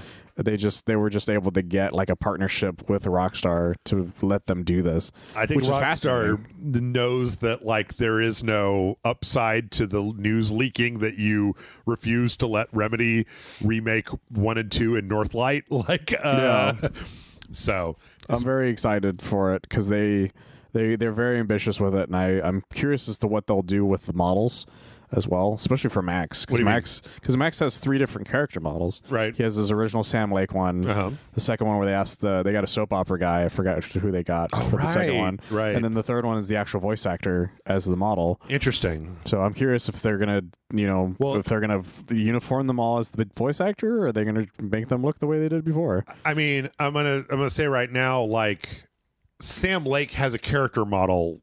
Like we saw him in the trailers for Alan Wake 2. So this isn't like a spoiler or anything. Like he's a fucking cop in Alan Wake 2. So like I would think Well, but I don't know. He's older in there, right? So do you like de-age? That's him? the thing. We don't really know. We don't. You would have to de-age any of them if they did that kind of thing. That's true. Because none of them really look the way they did. Do you? What do you think about Max Payne 1 and 2? Do you keep all the comic book panels, or do you make it into cutscenes?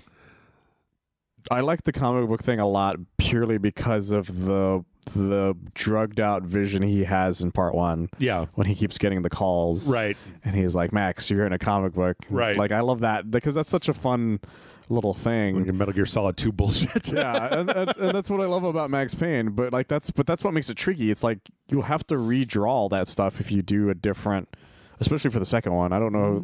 AI upsampling? Because the first one was all like image stuff because they didn't have any money for a lot of that stuff. Right. That's the whole reason Sam Lake is Max, because they have money to get a guy to be Max.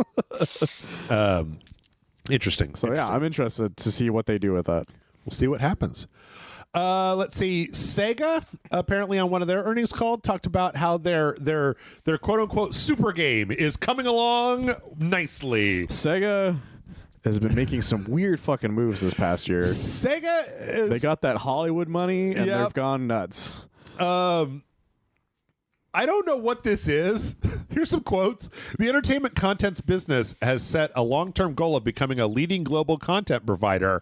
To achieve this goal and elevate the business to the next level, we are conducting R&D activities to create a, quote, super game, a major title that scales globally by the fiscal year ending March 2026.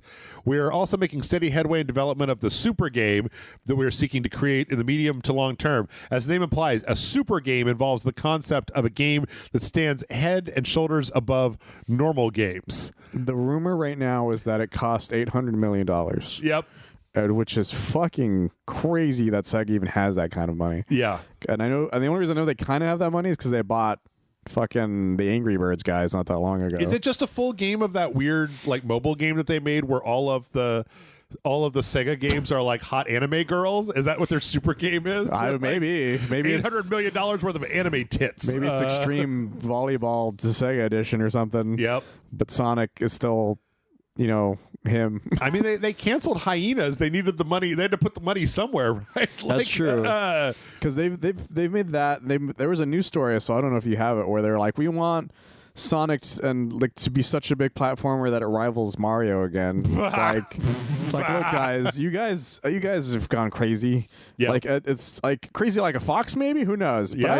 But I'm glad that you guys, seem to got your confidence back. I want to see what the super game is. I want to see what the super game is too. What is it? Is it like some guy comes to your house? Like, is that the super game? Like, what is it? What happens? The super game is they send you money and then they tell you do a good review on whatever. Is it like was. The Game with Michael Douglas? They like fucking put you in a coffin and wake you up in Mexico, and I'm like, wow, this is a super game.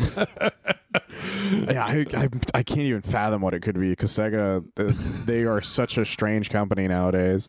Head and shoulders above normal games. I don't know what that means, guys. I don't know release the Dreamcast 2 soon. I don't know what it means. Fucking, what is going on with you guys? Speaking of big super games, City Skylines 2 got a patch that makes it a little bit better. You remember when we were talking about how the guy was like, 30 frames per second, that's fine. Apparently, like, there's a lot of weird technical issues with City Skylines 2. And it's not hitting 30, is it? Oh, no, it's doing a lot better now. Like, there were some problems with, like, some of their high resolutions and global illumination, depth of field and stuff. But I mostly put this on here because every week on RageSelect, I like to make sure that we have at least one really nutty story. Usually there's a lot more than one because the video game industry. Yeah. But somebody found something that has created a weird controversy in City Skylines 2 that makes me think that, like, that guy who keeps talking doesn't know what the fuck he's talking about. So, you know how there's people in City Skylines 2? Yeah. Down on the street? Somebody citizens zoomed in and found out that those character models have individual teeth. Wait, really? Yes. That's amazing. Each person on the street of City Skylines 2 has individual teeth in their mouth. And they're like, maybe this is accounting for some of the weird performance in this game. Now, apparently their teeth don't actually have LOD maps, like level of detail maps. Yeah, so they're like move. They're like invisible. But there is geometry data in every single citizen for teeth. And not just that, but when the company was asked about like what the fuck this is about, the statement said the statement they released said, quote, "Citizen life path features does not tie to citizen geometry and does not affect the performance figures of the characters. We know the characters require further work as they are currently missing their LODs, which affect some parts of performance. We are working on bringing these to the game along with general LOD improvements across the game assets. Characters feature a lot of details that, while seemingly unnecessary now, will become relevant in the future of the project." What possible future of a city builder project could require teeth? Yeah, that doesn't make any sense. Like, what does that mean? Like, can you control one later on in your city?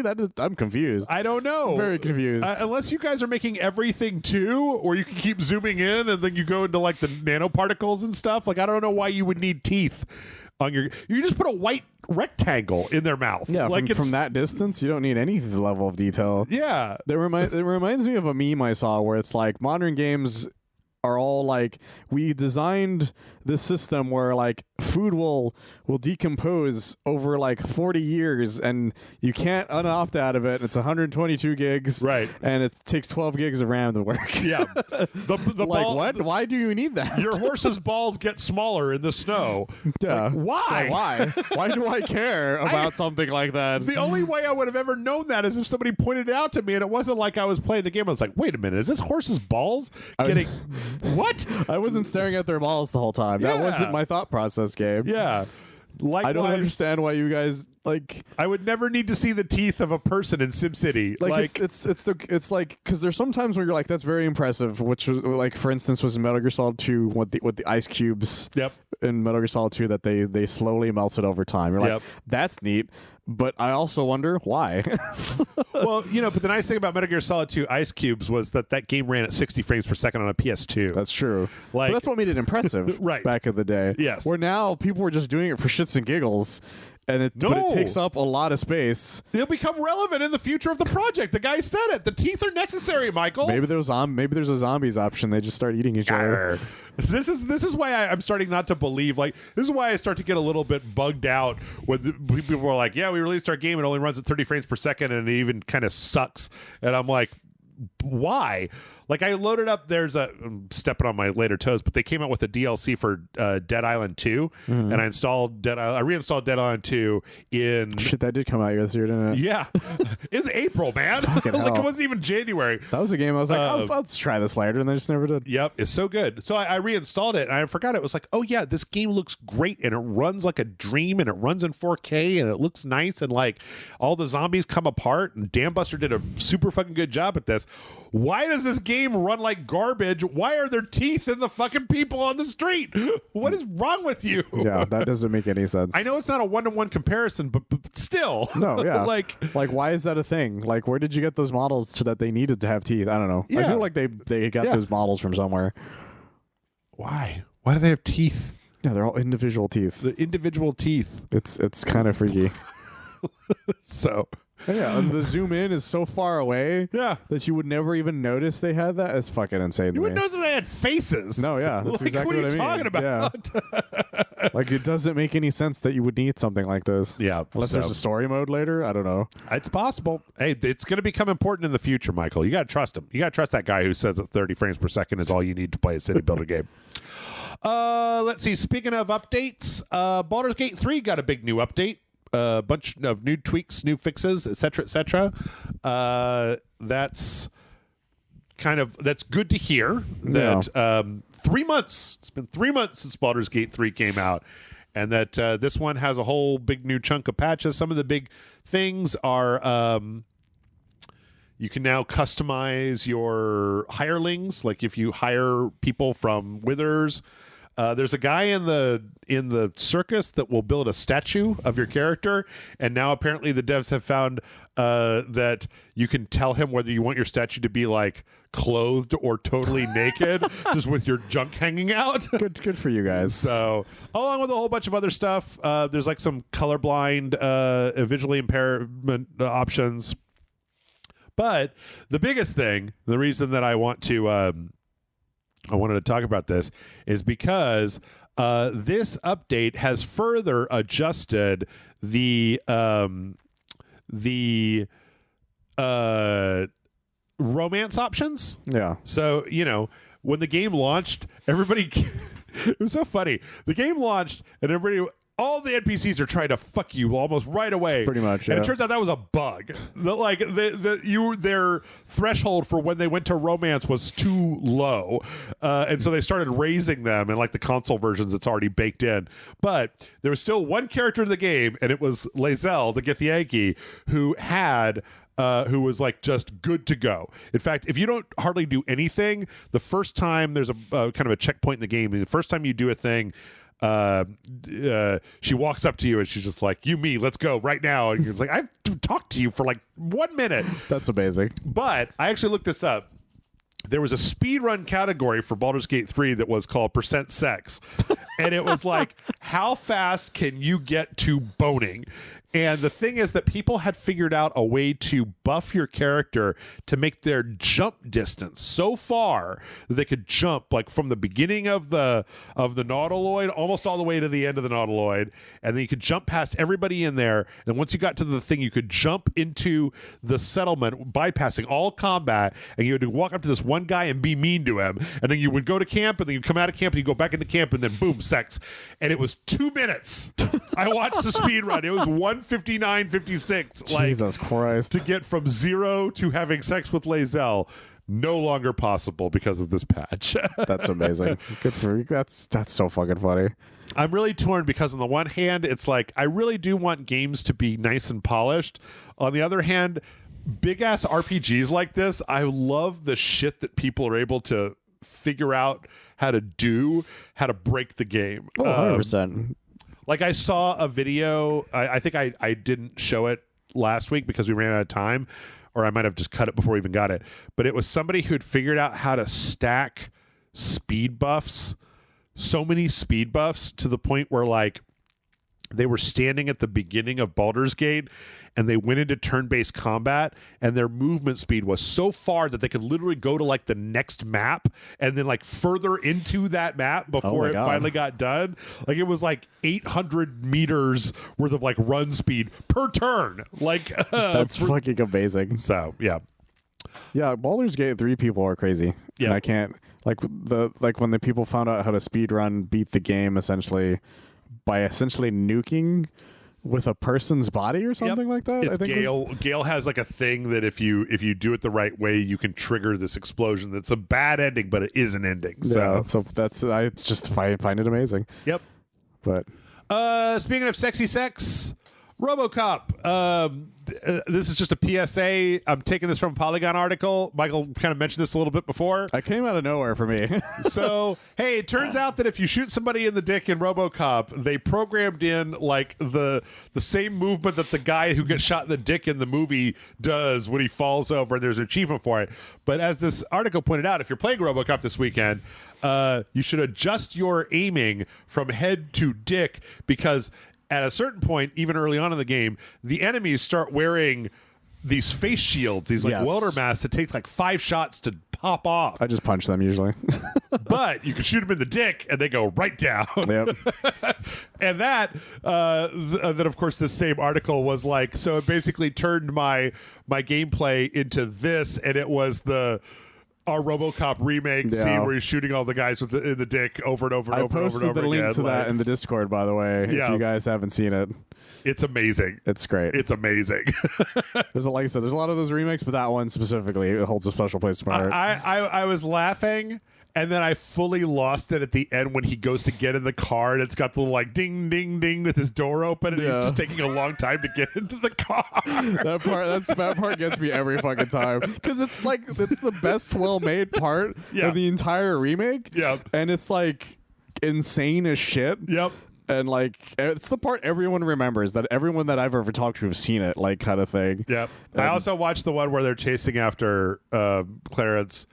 Just, can you fly, Bobby? And then throws him, and then he does. He flies all the way. He's like, I can't fly, Clarence. And then Murphy just shoots him out of the air. It's amazing, guys. Go watch it. Yep. It's a fucking amazing. It's great. Speaking of sexiness,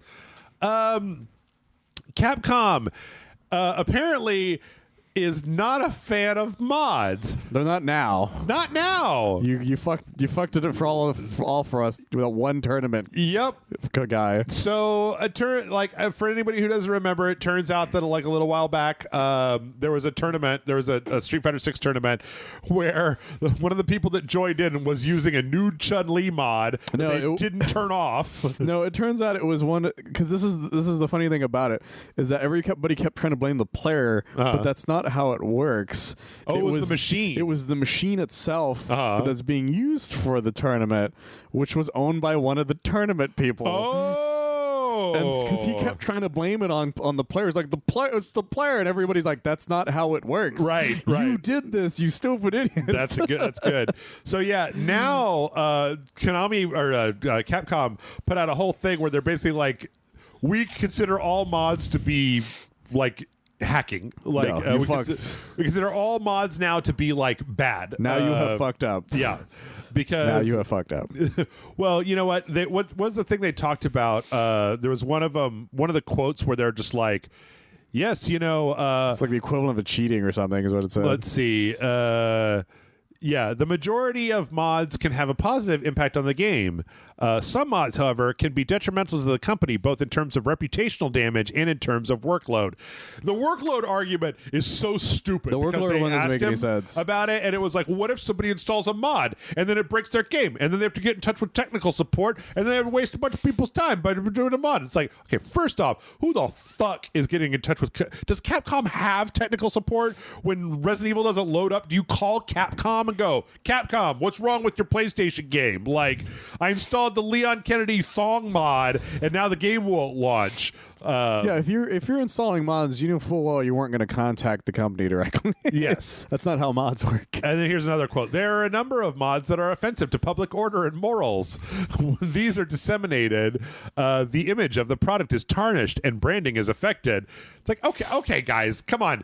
Like, I don't know where this is going, but you're not going to stop people from making new mods for your games. No, that's the thing. I know where this is going, and it's not a good place. It's just the idea that they're going to add even more DRM type things that'll stop you from trying to do shit like this. Yeah. But again, like you said, it's not going to stop any modder from cracking that immediately. It's just to put a new mod to make Chun-Li have the biggest best that she possibly can while doing a spinning bird kick. If there was a way to stop people from altering your game, we would have heard about it by now. Yeah. They've been trying for 30 years, right? The only way is the Robocop way, which is to show up and shoot him in the dick. Shoot him in the dick, yes. Yeah, it's the only way. Also, I'll be goddamned if I want Capcom removing mods because Baby Chris Redfield and Chris Redfield Baby are works of art, and I will not see them slandered. It's true.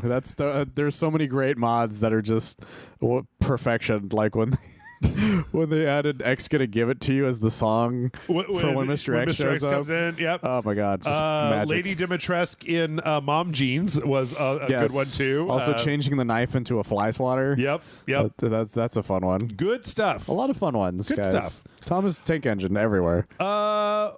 So yeah, we got in addition to speaking of survival horror, we got an interview with the writer of Dead Space talking about like what would be done, because there's been a lot of kind of speculation about if Dead Space 1 remake did so well, what if they did Dead Space 2 remake, and if they did Dead Space 2 remake and it did well, then would they do Dead Space 3 remake, and if they did that, would they change it so that it wasn't garbage? They should. That was one of the most disappointing games I've ever played. And according to the writer, yes. He said, I would redo Dead Space 3 almost completely, but I would keep the lore beat it's predicated on, keep the lore you find out, and I would have Ellie there, but in a different relationship. It goes into kind of detail, but says basically like I think that what happened was that this guy had a vision for where he wanted the story to go. Actually, I shouldn't just say that guy. What is this? Okay, Michael, don't laugh. Don't laugh. Chuck Beaver says that if now you're gonna make me laugh because now I'm thinking about why I would need to laugh at it. I wouldn't have if you hadn't said that. God damn it. So it sounds like what happened was that Chuck had a very good idea for where he wanted to go with Dead Space 3, but then like being pressured into making it more action focused, like ended up having to change the story from being horror to action. There's basically. a great what happened on it. If you guys ever get a chance, because it's Matt McMuscles is a great YouTube channel for that, and he did one on Dead Space 3, and he explains all these like really interesting ideas they had for the series or for the game that got scrapped because everybody from EA was like, well, we want a multiplayer in it, right, and we want it to be more actiony and like microtransactions and all this shit, and they're just like, well, fuck. So a lot of their really cool ideas, which is probably what he had, just they got scrapped and turned into something else entirely. And there was some stuff he mentions that I would be happy for him to get rid of, which is that fucking love triangle, which is completely pointless. As well as, you know, there's like, because there's still really cool stuff going on in it. One of the, like, the most interesting thing that happened in Dead Space 3 was an accident, because I didn't know this about it, was I played it on co-op with a friend of mine, and I didn't know that depending on who you were, depending on what you saw in the game. Yes. So we did that side quest where it's like, follow this lady into this area, and we did. And I keep hearing my friend going, what the fuck is going on in this area? I was like, what are you talking about? This is just a normal fucking little area. He's like, that's a giant present. And there's like toy soldiers in the corner. I'm like, what the fuck are you talking about? Because I didn't see any of it. He had to take pictures with his phone and text them to me because I thought he was going crazy. And it was amazing. Sounds great. It was a perfect way of like finding that out, was like not knowing that was a possibility. No, it's cool.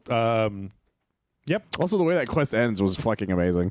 He says he also said that he would keep try to keep the co-op, but make the story more Isaac focused, which is what they should do. Because one of the main issues with that game was that like if you didn't play it with somebody else, it just felt kind of weird. Good Lord Almighty! Okay, listen, I just saw an advertisement that Green Day is playing in like 7 days, and here's the New Kids on the Block summer 2024 tour. New Kids on the Block? That's what it said. Now it switched, so it makes that's it a Disney thing. But, anyway, I know you watched that New Kids on the Block movie. Here's a weird purchase in the game industry that actually makes sense. Atari purchased Digital Eclipse for $20 million. That's interesting. Which, one, I'm amazed that I'm just talking about an amount of money that isn't billion. That's the least amount of money somebody's paid for something in quite some time. But for anybody who doesn't know, Digital Eclipse they're the ones that did Street Fighter 30th Anniversary Edition, the Mega Man Legacy Collection, the Teenage Mutant Ninja Turtle Cowabunga Collection, the Disney Classic Games Collection. They're the ones that have been doing a lot of the re-releases of stuff, and it's like, that makes sense. They're very good at that sort of thing, and they've done a lot of like ports of other things to other consoles over the years. They're very well known, and that makes perfect sense for Atari, because they've kind of just been cashing in on their kind of legacy, their kind of classic game legacies. So hope that doesn't stop Digital Eclipse from doing some of those other re-releases they've been known for, though. Oh, maybe. Oh yeah, they did that. They made that Making of Karateka thing that we looked at. They did, and that thing was really interesting. That was really, really interesting. Okay, how about some trailers? First up, we got the full music video for Le Seraphim. Have you I think that was when I recorded with Amanda when we talked about this, the K-pop crossover with Overwatch. I saw the video that they made of just the Overwatch part. And the entire time Twitter was just like, the porn of this is going to be crazy because the designs on them was just people being like, I don't know what it is about Activision Blizzard, but they figured out how to make the most fuckable character models they can. Yes. So yeah, Seraphim came out with a music video where it's a bunch of K-pop people dancing around, very suggestive outfits, and then it's kind of crossed with the like Overwatch ladies going to their concert. It's really weird. I'm like, this is what we're doing? This is what you're doing? I mean, I'm pretty much done with Overwatch, so it's not like you're ever going to get me back, but like, this was our priority, was the K-pop thing. No, yeah. I stopped giving shit about Overwatch pretty quickly. I mean, I like this video because these girls are incredibly attractive, but, you know, and like all of them. I was about to say, you're talking about the band or the Overwatch all characters? Of them. The Overwatch ones are, the band is. Everybody's very attractive in here. But like, I don't know. I actually went back and watched the League of Legends K-pop group that they did. Yeah, I forgot about that. And it was better because they made their characters into a K-pop group, as opposed to just like, because what's weird is that these are what you're seeing with the Overwatch characters. These are all the outfits that they've got. They look nothing like the things that the K-pop girls are wearing in their video. They're very strange outfits for the most part. Yeah. So, and then also people, are a little, I don't know. You got to tell me what you think about this. So then the pricing is a question. What's the pricing? So here's the deal. The game, okay. Bought individually, the outfits for each character cost $25 a piece. For the outfits themselves? Well, it's the outfit and like a gun skin and there's like a charm for one of them and whatever. But like if you buy them individually, they're $25 a piece. A piece? Well, fuck that. Yes, and there's 5 of them for the 5 characters. So because Sombra is also in there. If you buy the pack, the bundle, it's $68 or 6,800 coins, which normally you would have to buy $75 worth of coins in order to get. But they have a sale right now where for $50 they'll give you 7,500 coins. So technically for $50 you can get all 5 outfits. And people are like, that's not too bad. And I have to say, you are correct that when it comes to like if you go to a Fortnite store and you buy one of like the big, buy out all the Dragon Ball stuff, it's going to be like $50, right? However, this is only $50 because of a bunch of discounts and pack prices and stuff like that. Once that stuff's done, then you have to go back to the 75. Right. If you bought all of them for the $25 a piece, it would be $125. Which, to be honest, I mean, like, I don't know. This seems stupid to me. It is like a what? Like I was mad. I was already mad. I had been mad about the Ninja Turtle thing that happened with Street Fighter. I still am because I never ended up buying them because they were so expensive. Didn't they just put out like a Final Fight one that was also no good? Did they? I think they put out something. I don't know. All I know is that like when it's for something that you don't really want to use that much to begin with, it makes it even that much more annoying and that it costs that much. Yeah. But then there's always the guy who's like, I want to be a completionist no matter what it is. And it's like, well, then you're just getting fucked for no reason. There's also some kind of like 3-on-3 new game mode that they put out where you got to capture the Seraphim pole. I don't even know what it is. It's just a big a pole with the word Seraphim on the side of it that you got to get. I don't know, man. Like, also, there's a kind of a boy band Junkrat. It's a free skin that I think comes with part of the thing. This is ridiculous. I know it is. But I don't know why I'm even talking about it because it's a free to play game. Is the other thing a lot we have to kind of remember. Yeah, it's just that the series in general is just. Overwatch 2 lost all of us so fast. It ain't for me. Like it's for somebody, but it ain't for me. It's crazy how fast. I've never... It's been so long since a game has just been like... made me fall in love with it so fast, but then made me lose interest in it and that just as fast. Sure. It's crazy to me that even happened. Let's see. Another online news showing you how it's done. Speaking of people with skins, Fortnite has brought back the original Fortnite map. The classic Fortnite map of Tilted Towers. You know what's the funniest thing about this having happened? What's that? Is that people theorized this would happen because of Avengers Endgame. What? Because Avengers Endgame takes place in the actual timeline. Avengers Endgame took place in 2023. And when Thor is playing Fortnite, he's playing this map. Oh. And so people were like, if Fortnite was smart, they would go back to the map during this year. During 2023. Well, apparently it's been a huge spike in players. I'm not surprised by people, that at all. Like people who have some kind of nostalgia for the... I mean, of course they have nostalgia for the OG map. They've changed the map up so much. I like the new map. I like the fucking Tokyo downtown cyber map.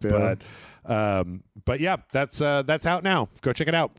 Let's see. We also got the launch trailer for Modern Warfare 3, which shows us a little bit more. It shows us, what is it, Makarov or Flakanov or whatever the guy is. I'm not sure. Call of Duty continues to look really, really good. I actually didn't realize that apparently Call of Duty is also on that. If you pre-order, you can buy you can play the campaign like a week early or something. Yeah, apparently it's already happening right now or something like that, because people have already said how long it is. Oh, how long the campaign is? They say it's about 3 to 4 hours. Oh, at most. Well, that's not too bad. Some people don't really like it, unfortunately. Yeah. Like I think IGN already reviewed it. They gave it a 4, but okay, take that with a grain of salt. You gotta go read what it says. Yeah, because I saw people posting about it. I forgot who I saw post about it. I want to say it was John, actually. Yeah. But because some people post about it being like I'd like to be able to just buy the campaign by itself, right, and not have to deal with the fucking multiplayer install. True, because those things are massive. Very true.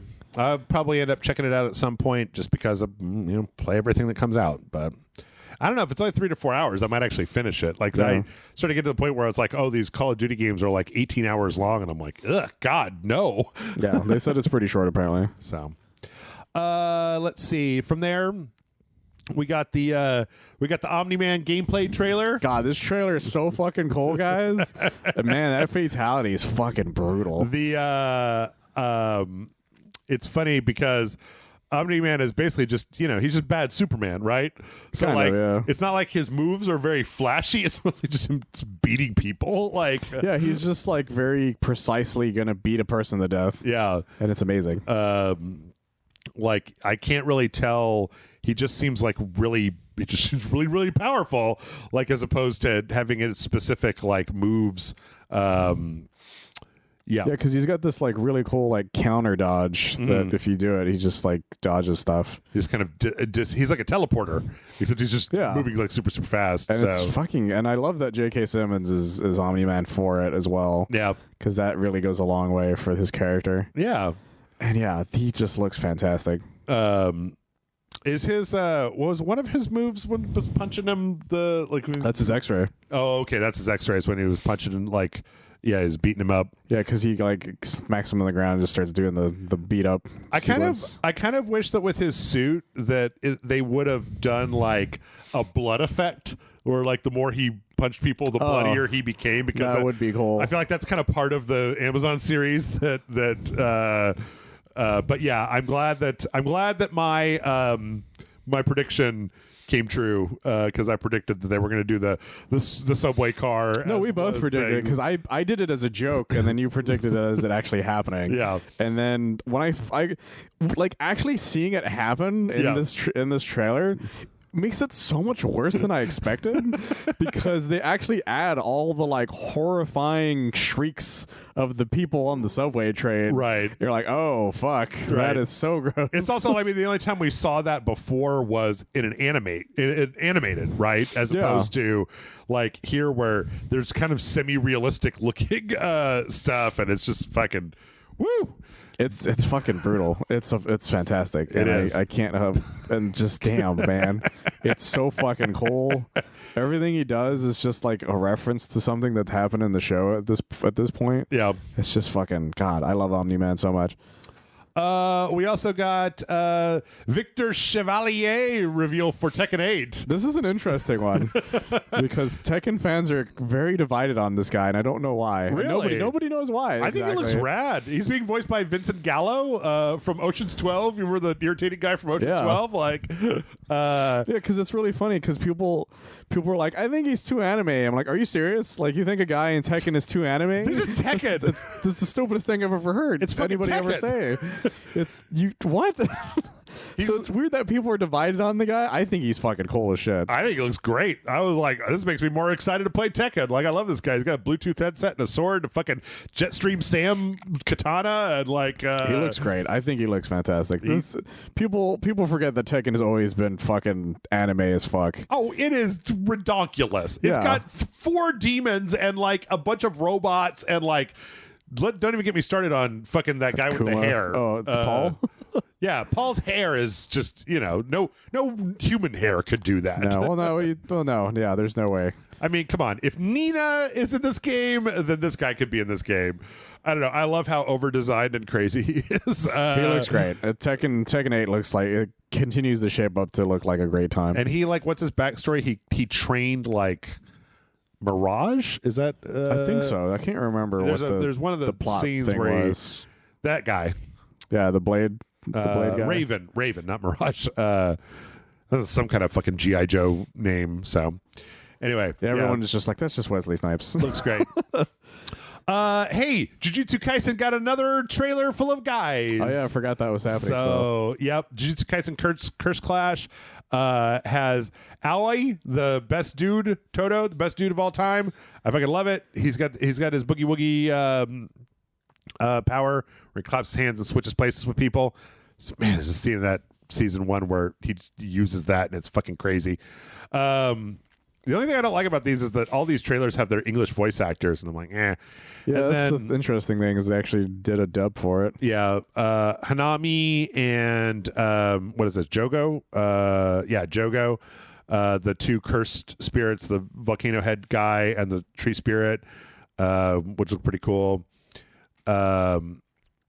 Yeah, I mean, once I found out, I don't think you were on, like, when we found out that, like, there's going to be, like, a full story mode. I did not know that, yeah. That's going to follow the anime up to a certain point. And I think we speculated that it might get one. Great, because, like, this scene right here with Jogo and Gojo, that's, like, directly out of the anime. So is this one where they're fighting Hanami. So, yeah, it's glad to see it. I hope it makes more people watch Jujutsu Kaisen like Michael. Probably not. Probably not. It's so good. Okay, here's some anime for you. Did you see this? I heard about it, but Dragon I didn't Ball see the trailer The Breakers for it. official season 4 and first anniversary trailer. There's going to be a new hunter. Do you know who it is? I don't actually. Oh, it's a terrifying new enemy that is here to fucking Brawly hunt down all of your favorite little dragon mans. Jesus Christ! And it's Yep. the Brawly that's normally not the crazy one. Yep, it's Brawly, all right. So I don't That's know what that fucking crazy. means. I had to look in the description to be like, I know that Brawly guy was a blonde-haired guy, and then he keeps having black hair, and I'm like, I don't know what the fuck is going on. Brawly is just what happens when a bipolar person really wants to kill one very specific person. Okay, That's the best way I can explain who Brawly is. fair enough. Brawly's a crazy person, but he's very popular in America for being like just a giantly buff Super Saiyan. Okay, well, So I think that's kind of fun. he's the new guy. There's also some new skins and stuff, but mostly it's just as Brawly dude is in there. I'm amazed it made it this far. Yep. That it made it to 4 seasons. Dude, it's Dragon Ball, man. Yeah, but people like- are still playing Xenoverse 2. That shit came out on the PlayStation 3, didn't it? Like, Yeah. so That's why I'm surprised by this specifically because I always see people bitching about its existence. So I'm like, I guess people are still playing it. but they're still playing it. I don't know. We had a good time, but I'd never want to play it again. Yeah, same to be honest. After watching, I love Dragon Ball. watching Michael go nuts with Frieza that one time. That was so brutal. It's the most brutal thing I've ever done in that game. We had a really weird Ghostbusters Rise of the Ghost Lord with H3 Ryzen and the AG Club Halloween video. I don't know who these people are. I've never heard of them in my life. But they did a little video of them playing Ghostbusters. I still want to play this when I get a chance. I just haven't had a chance to. I think the worst part of this is them showing the people playing the game because I swear to God, there's no way that you can have people playing a VR game and them look cool. No. It always looks stupid. Like, it's literally impossible. it's very immersive, but it's always dumb looking. My brother played this and he said it was a lot of fun. So Oh, is it already out? yeah, it came out at the end of the Metaquest 3 came out and the game came out. I want to say like a week or two ago. Okay. But he works for Meta actually. Oh. And so he said he actually got to beat the dev team and everything, and they showed it to him because he went to Ireland. Okay. For like a team thing, and so they showed it to him there. Let's see. We got an Arizona Sunshine 2 gameplay trailer. You know what's funny, Michael, is this trailer has convinced me that I don't know if I want to play this game. Which one is this one? Arizona Sunshine. Oh, that's right. So, hey, everybody, I'm gonna describe a thing. You're not gonna have to look at it, but I am gonna describe a thing. If you are sensitive to things with animals, you might want to skip forward. Part of this game, okay. Part of this game is that you have a dog.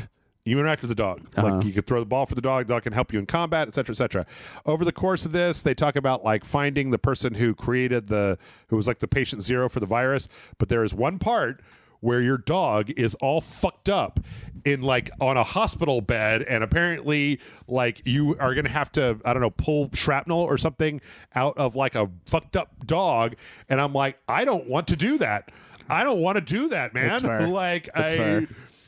I'm not usually like, I can watch a movie where the dog dies, but this is going to be in first person in fucking VR with the dog whining and being in pain. Dude, why would you do that? There was a reason I stopped taking D-Dog with me on missions in Metal Gear Solid 5. Yeah. Because every time I would do it, I'd be very sneaky. But the second D-Dog got hurt, everyone in the vicinity died immediately. Sure. Not even joking. I killed everything. I really don't know why you would do this. Like, I think that this is a bad move because there are a lot of people that are not going to be cool with your game with like people who just won't watch a movie where the dog dies. Yeah, somebody really thought it would be like a really immersive thing, but that's the thing. Nobody wants that. And like, it'd be one thing if your dog died, but like this scene is obviously like your dog is mortally injured, right? And you just have to you have to heal him kind of thing. I don't even know. Sounds annoying. I don't even know what you have to do. I mean, like, good Lord, if the game tries to make me kill my own dog, I'm going to just be like, fuck you. No. I want a refund. Yeah, at that point, you're just done. For reasons of dog. Like, I actually now need more information about this because I don't want to play this game if that's a big chunk. That's fair. Completely fair. I will... Oh, wait. I put these in different order. I will play Power Wash Simulator VR. We got a launch trailer for that. It looks really fun. I really kind of want to just get some kind of headset in order to play this because it looks like, you know, I've been trying to eat a little better. You've been inspiring me to maybe think about losing weight. And I'm just like, I don't think I want to be like you where I'm like, oh yeah, I'm going to play Beat Saber to lose weight. I just think I want to like play Power Wash Simulator where I'll forget to sit down. I'll just be standing up spraying stuff. Like, I don't want to have to do a lot of fast motion, but I think just standing up for long enough would probably do it for me. I've been using that Supernatural thing, and that's a lot. It's basically just Beat Saber with... And so this would be... I think I actually have the ability to do this now than before. And I've played the normal Power Wash Simulator. I'm like, I get it now. So the worst part of Power Wash Simulator is the fact that I've got to use a mouse instead of my hand. So hey, now you get to use your hand. We got a launch trailer for Quantum Error. You and I are going to be playing this next week. Get psyched. This game looks fucking redonkulous. It looks bonkers. Like, it looks... You know what the thing is, though, that I didn't know until this trailer came out? Okay, so I'm watching this trailer, and I'm not going to try to find it, but there's a certain point where they're like, the first in this new epic trilogy. And I was like, what? I did not know that. And then I went to the game's website, and like I looked at like upcoming games, and they're like Quantum Error 1, Quantum Error 2, and then like a different project, they're planning on making like a whole trilogy out of this. Also, this game looks good. Like, I just don't know where it came from. They're very ambitious. It looks like Binary Domain, sort of. I could see that. Like, it's sort of one of those things where you're like, why does this look really fun and like I want to play it? I don't understand. I never would have guessed this game was going to be this interesting looking. It's got like robots and it's got monsters and it's got weird. Yeah, the trilogy begins. It says in fucking Terminator font, and I'm like, the what? What? I really hope this game does turn out to be good because I don't want my heart broken again like Atomic Heart did. You know what? It looks like Resident Evil Revelations. That's what it reminds me of. I can see that. It kind of reminds me of Fear a bit too. I can see that too. Yeah. I really hope that it's not terrible. I don't know. I guess we'll find out next week, but it looks fucking nuts. Fingers crossed. Yep. We got a launch trailer for Thirsty Suitors came out. This game still looks really good. I think we're going to try to get a chance to play this next week. This is basically what's kind of like Indian gender bent Scott Pilgrim, where you're pretty much playing as this Indian girl that's got to like face off against all of your exes. I was laughing because he was on Twitter because he's like, my son asked me if I become famous to buy him new shoes, so everyone to buy a bunch of these. What? Because the guy, I guess he's the head developer or something.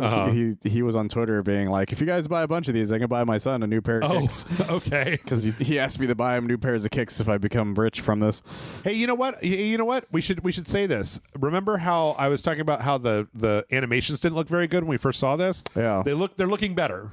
They're looking better now than they did the first time I saw them. Which is really good because that was one of the things I was really worried about when they first showed it. Still not like perfect, but they were a lot stiffer before. Before it was just like, what's the best way of saying it? It was like an animatronic. Yeah. And now there's like actually like movements and stuff happening more. Yeah, some more emphasis. So we got a launch trailer for Talos Principle 2. Hope you like robots and puzzles. I don't really know what happened in Talos Principle 1. I don't either. So I don't know. It looks good. Like it looks visually impressive. I just, I don't know. What I do know is that I don't know actually. I don't know. Should Amanda and I come out of retirement and put Alan Wake 2 on ice for a week to do the drop in Hitman? Because okay, I don't know if you remember this, like where they teamed up with like an actual DJ to make an elusive target mission, and this is like the briefing for that mission. So he's in Berlin. I completely forgot about that. The DJ nightclub, and like he's a drug dealer, and you got to go kill him. And Diana comes out to tell you all this stuff. I still don't really know how this got made, but somebody was just a huge fan, and they asked them to make it. Good luck, 47. I don't know. Berlin is not my favorite level. If it was in they put everything in Sapienza, but I don't know if it's a time limited elusive target. Maybe it's already done. So, as mentioned before, Dead Island 2 has the first of its DLCs. This was not what I expected. There were 2 stories that were not wrapped up at the end of. There were 3 stories in Dead Island 2, and one of them wrapped up at the end. This is not what I expected from the DLC. This is House, Haus, a much more like horror focused thing. We're kind of in this place with these weird, like ultra rich people that are fucking with the zombies and doing crazy stuff. Actually, no, I know this might actually relate to part of the plot, but it's very weird looking. Like a lot of the trailers, you're carrying around a head. There's a lot of like latex. Yeah, I was about to say it's a little creepy. It's very weird looking, right? Like it's not what you would expect out of Dead Island 2. So I'm hoping at some point to maybe get it on the channel, because Dead Island 2 was really fun. So looks good. Yeah, no, I'm very happy that Dead Island 2 ended up being as good as it turned out being. I'm also really happy that Dam Buster didn't just go out of business after Homefront: The Revolution 2, right? Yeah, because that was the other surprising thing, that they're the ones who finished the game. Yeah, and they came in and just like went through it, put it out. So good for them. Yep. Double Dragon Advance. Did you hear about this? I did not. Okay, so this is just like they're putting Double Dragon back on consoles. Like it's not like a huge like remake or remaster or anything. It's just a port of Double Dragon to modern consoles so that you can play it, because there hasn't been a port of the original Double Dragon for quite a while. Not really. Like there's just been a shit ton of remakes. Yeah. And this one is, I think, just like it's not exactly the arcade one, but it still has a lot of that stuff to it. It was really bad. But Arc is putting it out. Arc, as far as I know, is the one who has the license to Double Dragon nowadays. And that's coming out November 9th. So I really like that game that we played for it. The Double Dragon that came out not that long ago. Yeah. Yeah, I really like that one a lot. Yep, that was a good one. Sonic Dream Team was announced. This is an Apple Arcade game. Yeah, the Sonic fans are not happy about that. I'm sure they're not. But I would say to the Sonic fans, this game probably wouldn't have gotten made unless Apple wrote a big check. That's pretty much everybody's thought process on it. So you can be mad, but if you, it wouldn't exist if it wasn't for them. So it's a 3D Sonic. I mean, it's being made. I actually looked up the developer for this because I knew it wasn't Sonic Team. They just got done putting out a 2D Sonic. Yeah. But if I had to take a guess, I bet that they probably took some of the assets from that 2D, 3D Sonic that just came out and then made a 3D Sonic game out of it. So they made a bunch of cell phone ports and games and a variety of different Sonic things. Oh, okay. So they're kind of old hat this. I think they actually made the last game that was on the Apple Arcade that was a Sonic game. So. Okay. I didn't even know there was another one. Hardlight. Okay. I think I heard about that one. Hardlight Studios. So, The Day Before, Michael, exists. Those fucking guys. And do you know? Did you catch it? It's called The Day Before. The Day Before again? Yeah, they finished their suit and got the rights to use The Day Before for their game. They finally did it. That's funny.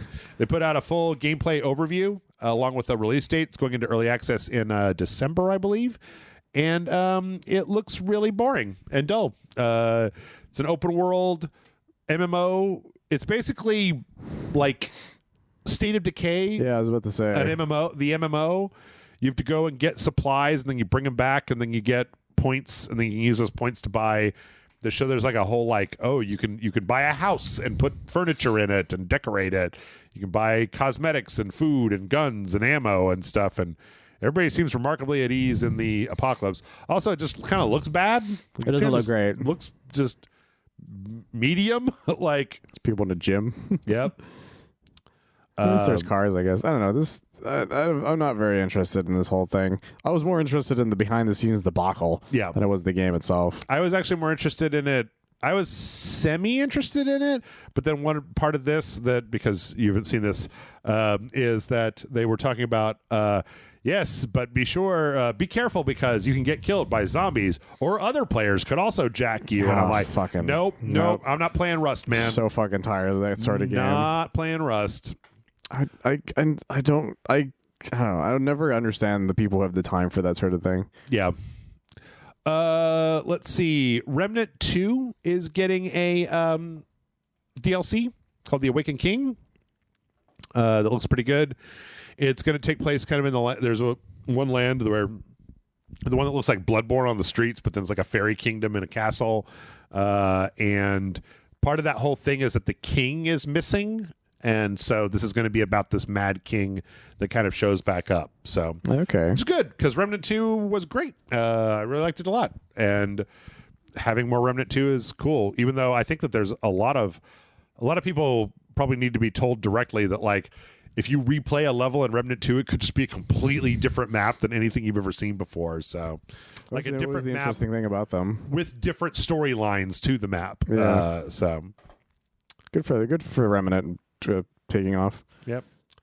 And then last on the trailer parade, Michael, we have a release date for Bloodborne Kart. Wait, that's an actual game? That's I thought it was just like a thing that somebody did as a video. Nope. It was a joke, but like the person that made the Bloodborne demake, like the PS1 Bloodborne, they decided to put their time into making a full-on Bloodborne Kart the game. That's amazing. And it's going to be free, obviously, because you can't sell somebody else's IP. No, yeah. And it totally looks like a janky PS1 kart racing game. It looks like you've got like the hunter. There's boss fights. Like there's boss fights against people. It's got that Crash Team Racing thing. Yep. There's it's like Father Gascoigne. There's like the hunter, the dolls, Lady Maria, the little like gremlin guys. Yep, it's fucking crazy, fucking nuts, and that's coming out January 31st of next year. Oh my god, good for them. Gonna have to take a look. Good for them. Let's see. Before we wrap up, a few more stories. It was announced this week Liza P is getting both DLC and a full-on sequel. That's really exciting because people really liked Liza P. Yep. I thought it was pretty good, but it wasn't exactly my cup of tea. But hey, I'm glad they're going to get more. Well, they're also going in and they're doing stuff like, it turns out that like in order for you to dodge in Liza P, I think I told you this, right? I can't remember. You have to in order for the dodge to work the way that it works in Souls, where like when you're rolling, you can chain it into another roll. It's like you had to do an upgrade with very limited resources. That's going to be just like baked in. This is going to be part of the game, like moving forward. That's good. They're doing a lot of like quite a quality of life stuff, which is good. They're starting development on a full-on sequel, which is also good.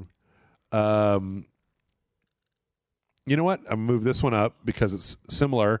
Signalis is on Steam. Oh. It's on sale, and they fixed a lot of Signalis.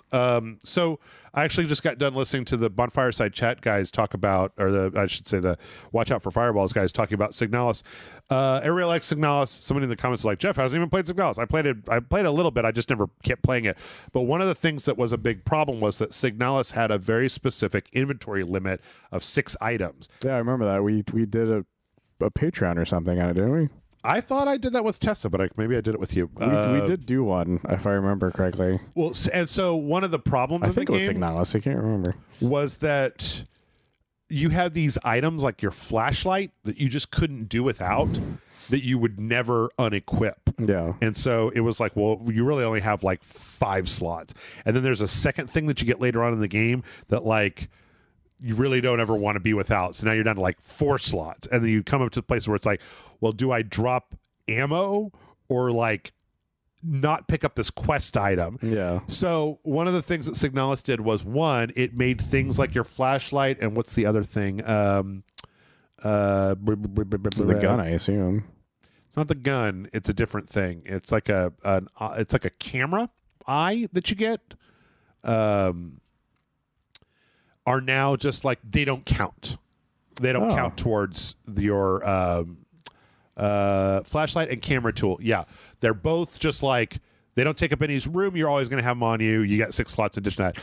Also, there is an option where you can basically just like give yourself more than 6 slots if you're just like, listen, man, I just want to play a fucking video game. Yeah, I don't want to have to keep doing shuttle runs back and forth, like to put ammo in a box. Yeah.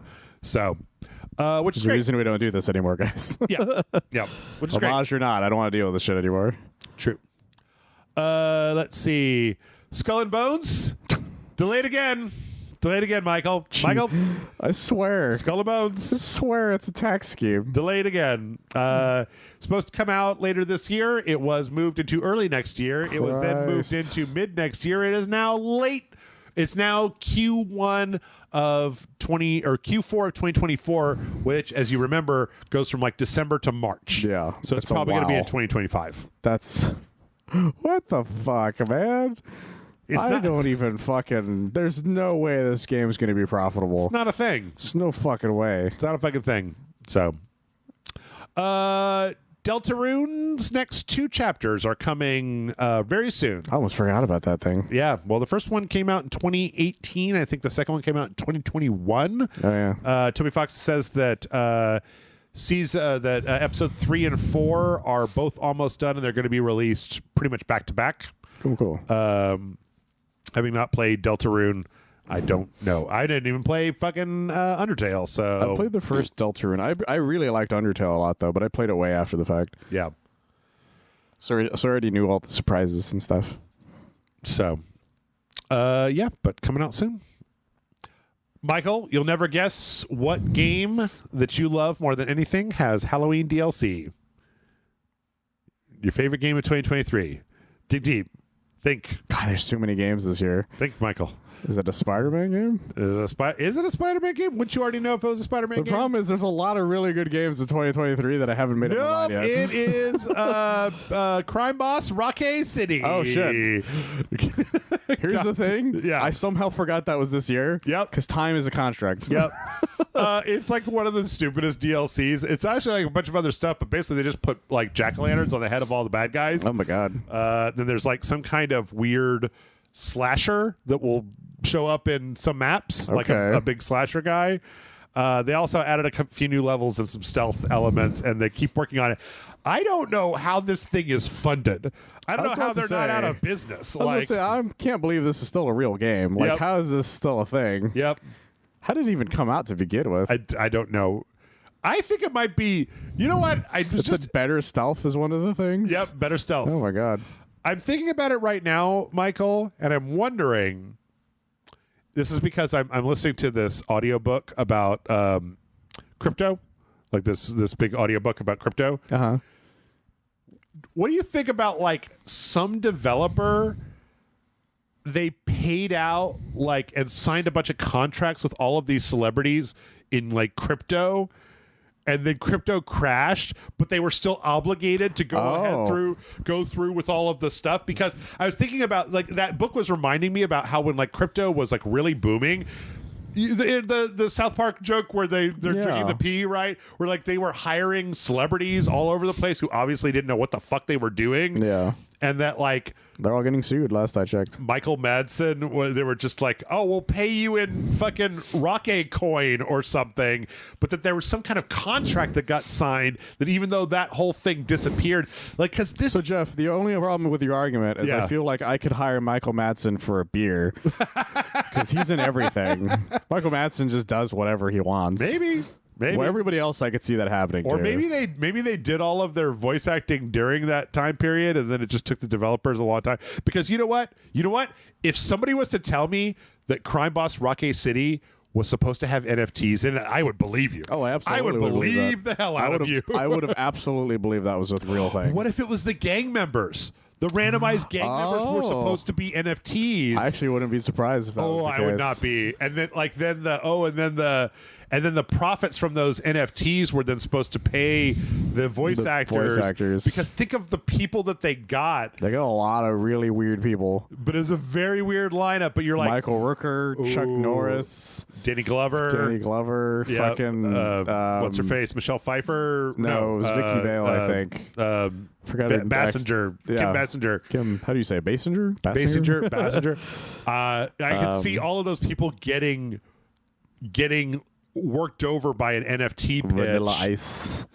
I bet that's what it is. If that's what it is, I was the one that called it. It's the only thing that makes sense to me at this point. Yep. Okay. Speaking of really, really weird Hollywood things, that movie Barbarian is getting a game adaptation. Interesting. And it's being made by the Friday the 13th developers. Really? Like the guys that did the asynchronous Friday the 13th game and the Evil Dead game. And that makes me think, like, is it going to be an asynchronous multiplayer thing where you have to escape from the weird thing under the house and then one person plays as like the weird big titty monster mom thing? Barbarian, I don't think Barbarian should be a multiplayer video game. I don't know what it should be, to be honest. I don't think it should even be like a single player video game. That's the thing. I don't really see how that works. Speaking of that Friday the 13th game, that's it's got a limit on when you can buy it right now. Oh, they're gonna take it off of the store, I think, at the end of the year. Yep, something like that. But then they'll shut down the servers at the end of next year, apparently. There you go. Alan Wake 2 is, we actually found this out. Alan Wake 2 is getting a New Game Plus at some point very much later in this year. And then is also getting 2 DLCs. The first one is going to be Night Springs, and it's basically probably going to be all inside of Night Spring, or like the Night Springs TV show, right? Yeah. And then the second one is called The Lake House, and the description makes it sound like it's going to be kind of like the mirror of AWE for Control, where instead this is going to have the characters from Alan Wake 2 interacting with the Federal Bureau of Control, who is in Bright Falls. So I would like that a lot. I was a big fan of the fact that Control was like, hey, look at all this fucking Alan Wake shit. Yeah, I like that. I like that they've now connected, that the Federal Bureau of Control is now like a fully realized thing, and that like Alan Wake 2 says it is, right? And that these are not disconnected. These are connected. Like weird shit's happening in the place where Alan Wake is. Federal Bureau of Control deals with weird shit. That's how it goes. I really want to see if they'll eventually end up doing their promise and connecting Quantum Break to it eventually. I don't know if they. I was reminded that I don't know if they can, because I think Microsoft owns Quantum Break, right? I don't know. That's the thing. So, because that was one of the things that they talked about at one point, but I don't know if that was a deal that they had where that IP was specifically for them. There's like the way Sunset Overdrive was. Yeah. For Insomniac. Yeah. So I don't really know. I don't know. But all that stuff's supposed to come out. The New Game Plus mode to come out for the end of the year. The first DLC is supposed to come out in spring of next year, and then the second one's supposed to come out late next year. So, but if you can't wait, you could also buy some Alan Wake merch. There's of course, again, they always make this through like some kind of weird boutique website. These are not the worst. Like, there's this one that says monsters wear many faces, and that one's like interesting. So this is like a jacket, and this is 169 euros. The comma is like the dot, right? Yeah. So but they have like a hooded sweatshirt for $100, $110. These are all euros, by the way. Yes, or euros, yeah. But here they've got like, they got a t-shirt, 45 euros. They got a cap for 60 euros. Like, these are more expensive than I would spend on clothes, but not, I don't think, as ridiculous as like that Elden Ring shit we're looking at. They're closer to like a collectible item price than they are like, right. fuck you money kind of thing that other one was. Yeah. But Michael, I know that you haven't played Alan Wake 2, so I have some clothing that you can buy. Okay. Because it turns out that Adidas will sell you. Oh Jesus Christ! This thing. Miles Morales' brand new suit that you love so much. I fucking hate that goddamn suit. I'm gonna go on the record and say I didn't have a problem with that suit, but apparently everybody fucking hates it. I fucking hate that suit. Why? It's just a really bad like knockoff of like a Kid Flash suit, and it just looks terrible. Okay. And also like, also it forces you to use it in the finale. Yeah. And I think that's stupid. I don't even. My other issue is I don't like the color scheme. Yeah. Because the color scheme is too close to just like normal Spider-Man. Like, it just doesn't scream Miles Morales. Okay. Like there's another color scheme in the game that you can use that is like is closer as red and black. That would have made more sense to me, kind of thing.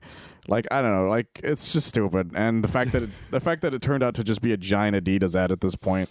It's for Adidas. So much more frustrating. You get this? I don't understand how this shirt is so fucked up. Because like this should be connected, like the blue on the arm should be connected to the cross on the chest, but it's not. It's one of those like, weird compression shirts where they make like the center first and then they add the sleeves. Sure. Instead of it being like almost one piece. I don't know. It looks really stupid. But like I don't know. It looks really stupid. Like it looks you said. really stupid. It doesn't connect. I mean, I think it looks okay in the game, but this shirt looks stupid. I don't think you should wear it. I hate Michael, don't wear it. I know you bought it, but don't wear it. Don't wear it over here. I'm not buying it. Fuck that shit. The shoes are already, I think, have already been poached by scalpers by now. Oh yeah, almost certainly. Okay, well, last but not least, here's something that you probably can buy if you want to get some video game merch. Pottery Barn is selling a bunch of Super Mario merch. Ooh. However, it's all really goddamn expensive. Oh, like shit. Super Mario Star Lights, $70. Super Mario 1-Up Mushroom Pillow, $50. Fuck me, really? This is a Super Mario. I love this. It's a Super Mushroom beanbag chair, so it's like a big like red mushroom. Yeah, I loved it up until I saw the price of it. $360. This is a light up pillow for $70. Yeah, see, I would buy these things if they weren't that expensive. I would buy this like wall neon thing. I absolutely would buy that light up star $89 if it was like 30 at most. Yep. And the chair if it was like 150 or something at most. Oh, I didn't realize that I had to go to Pottery Barn Teen. When does Pottery Barn have a fucking teen site? I didn't know that was the thing.